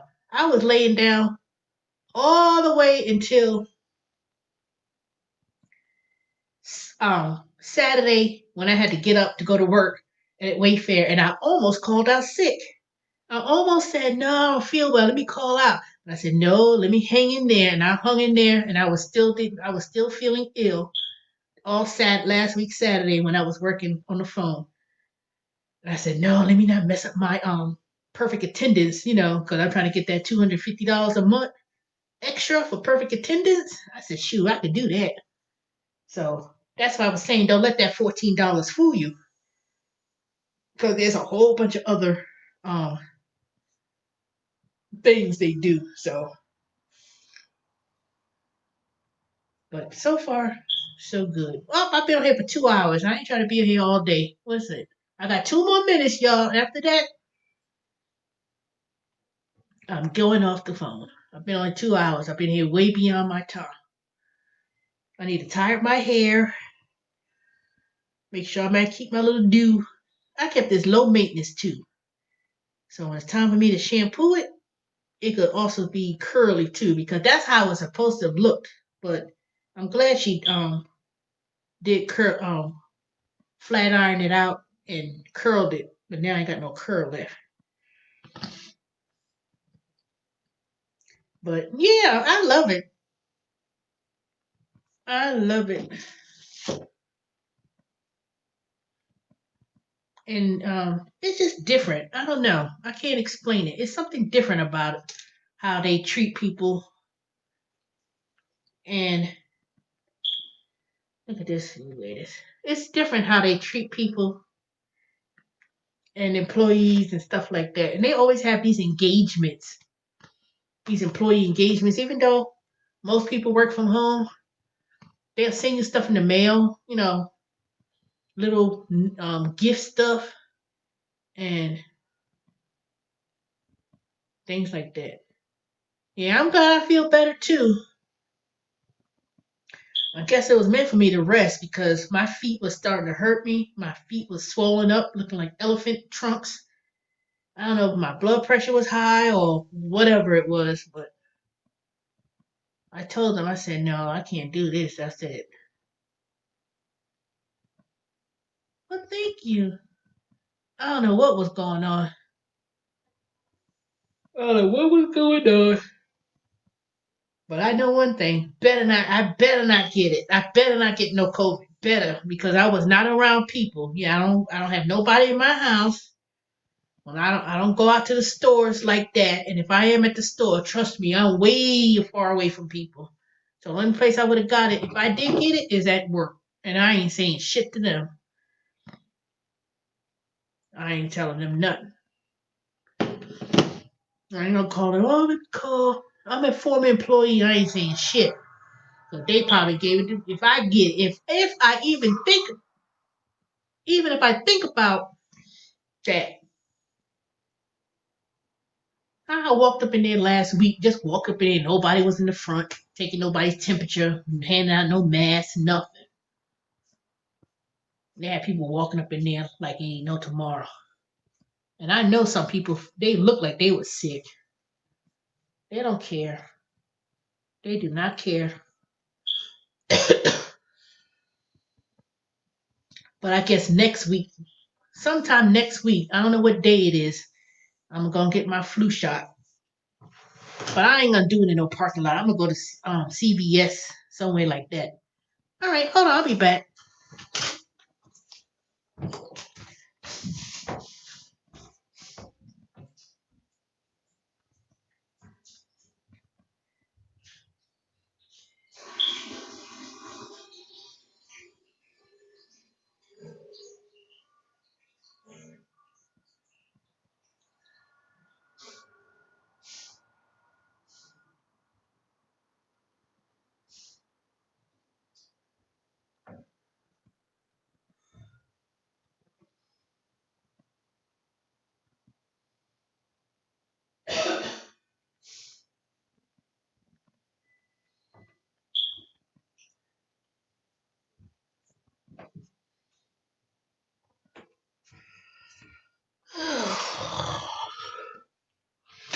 All right, I'm back. All right, I ain't gonna be here too long.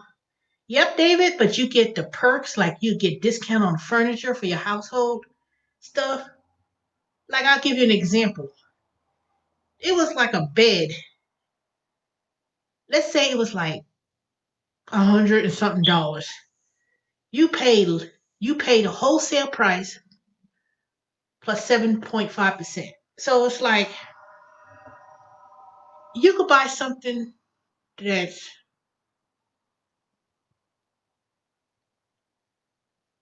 well, let me give you an example. It was something that was like $150, and I was gonna buy something. It was 150. I think it was like the vacuum cleaner. And then when it put the employee discount on there, it came up to like $80, 80 something dollars with the tax and all, free shipping. I was like, what? So you save substantial. So I could buy probably 2 beds, full or queen, and probably spend less than $300. And that's like a very good mattress, you know. So if anything, you get the perks of buying stuff for your house. That's for sure. Plus, you get the free shipping. I don't know what I was thinking. I said, dog, they even have a service. They could do flooring. Like if I wanted to buy floors, they got a free service. They'll come out there, they measure your floors, they'll tell you all the supplies you need to buy, how much you need to get, and then you get the employee discount on anything. Anything. I think they even said you get the discount even if it was like a clearance item, but you gotta be quick on stuff like that because they got a lot of sales going on. So a lot of people be upset. What, Amy? It was on the website, and I said, man, I do apologize, but due to popularity and high demand, you know, things go by quick. You can't be sitting on there, sitting on it. Well, I think about it. Let me think about it for a couple of days. That thing be gone. Especially when they had that Wayfair day, and I didn't know what to buy. To be honest, I was like, dang, I need to buy me this. I need to buy me that. I need to buy me this. I was like, I said, let me just chill and then see what I really need to get. But it was some great deals though. But overall, as a company, I would have to say it's one of the best companies I've worked for in a long time. And you know me, for me to say that, it speaks a lot. It speaks a lot. That's why I said I would never work for a third party company again. When I mean third party or outsourcing company, I'm talking about um, Concentrix, but you taking calls for Sprint or whatever. I would never do that because companies like that, you working for other companies, they really don't value the employees. You're not really getting paid what you think you should be paid, and it's just different. The only way how I work a company like that if I was doing it like a part-time thing, but to have that as a primary company or primary, nope, nope.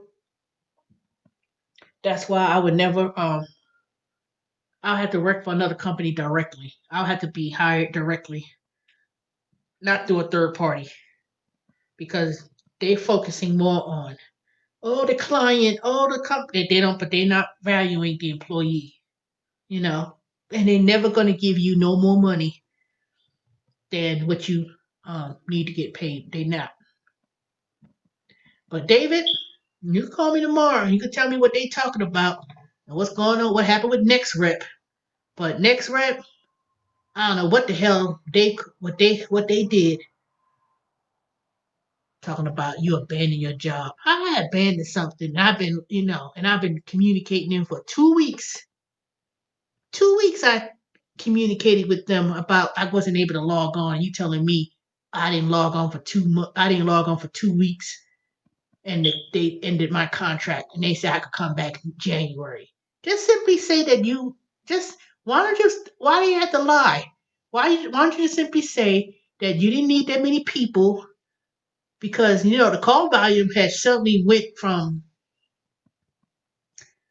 30 hours to 40 hours to dang 15 to 10. That day hours dropped so considerably low. Why don't you just simply say that? Why you have to lie?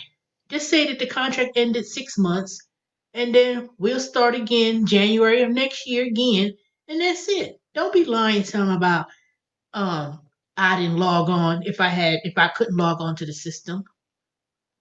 You know, that bitch Veronica never did respond back. Country bumpkin ass. I knew,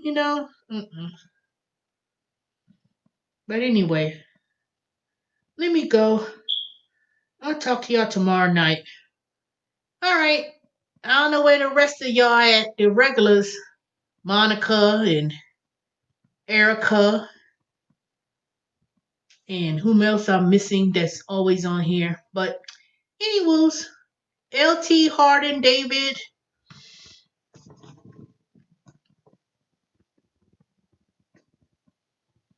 Beverly, Hogan, Your Pleasure, Jeremy, Vicky, AB, Romeo. Y'all have a good night. Talk to y'all tomorrow.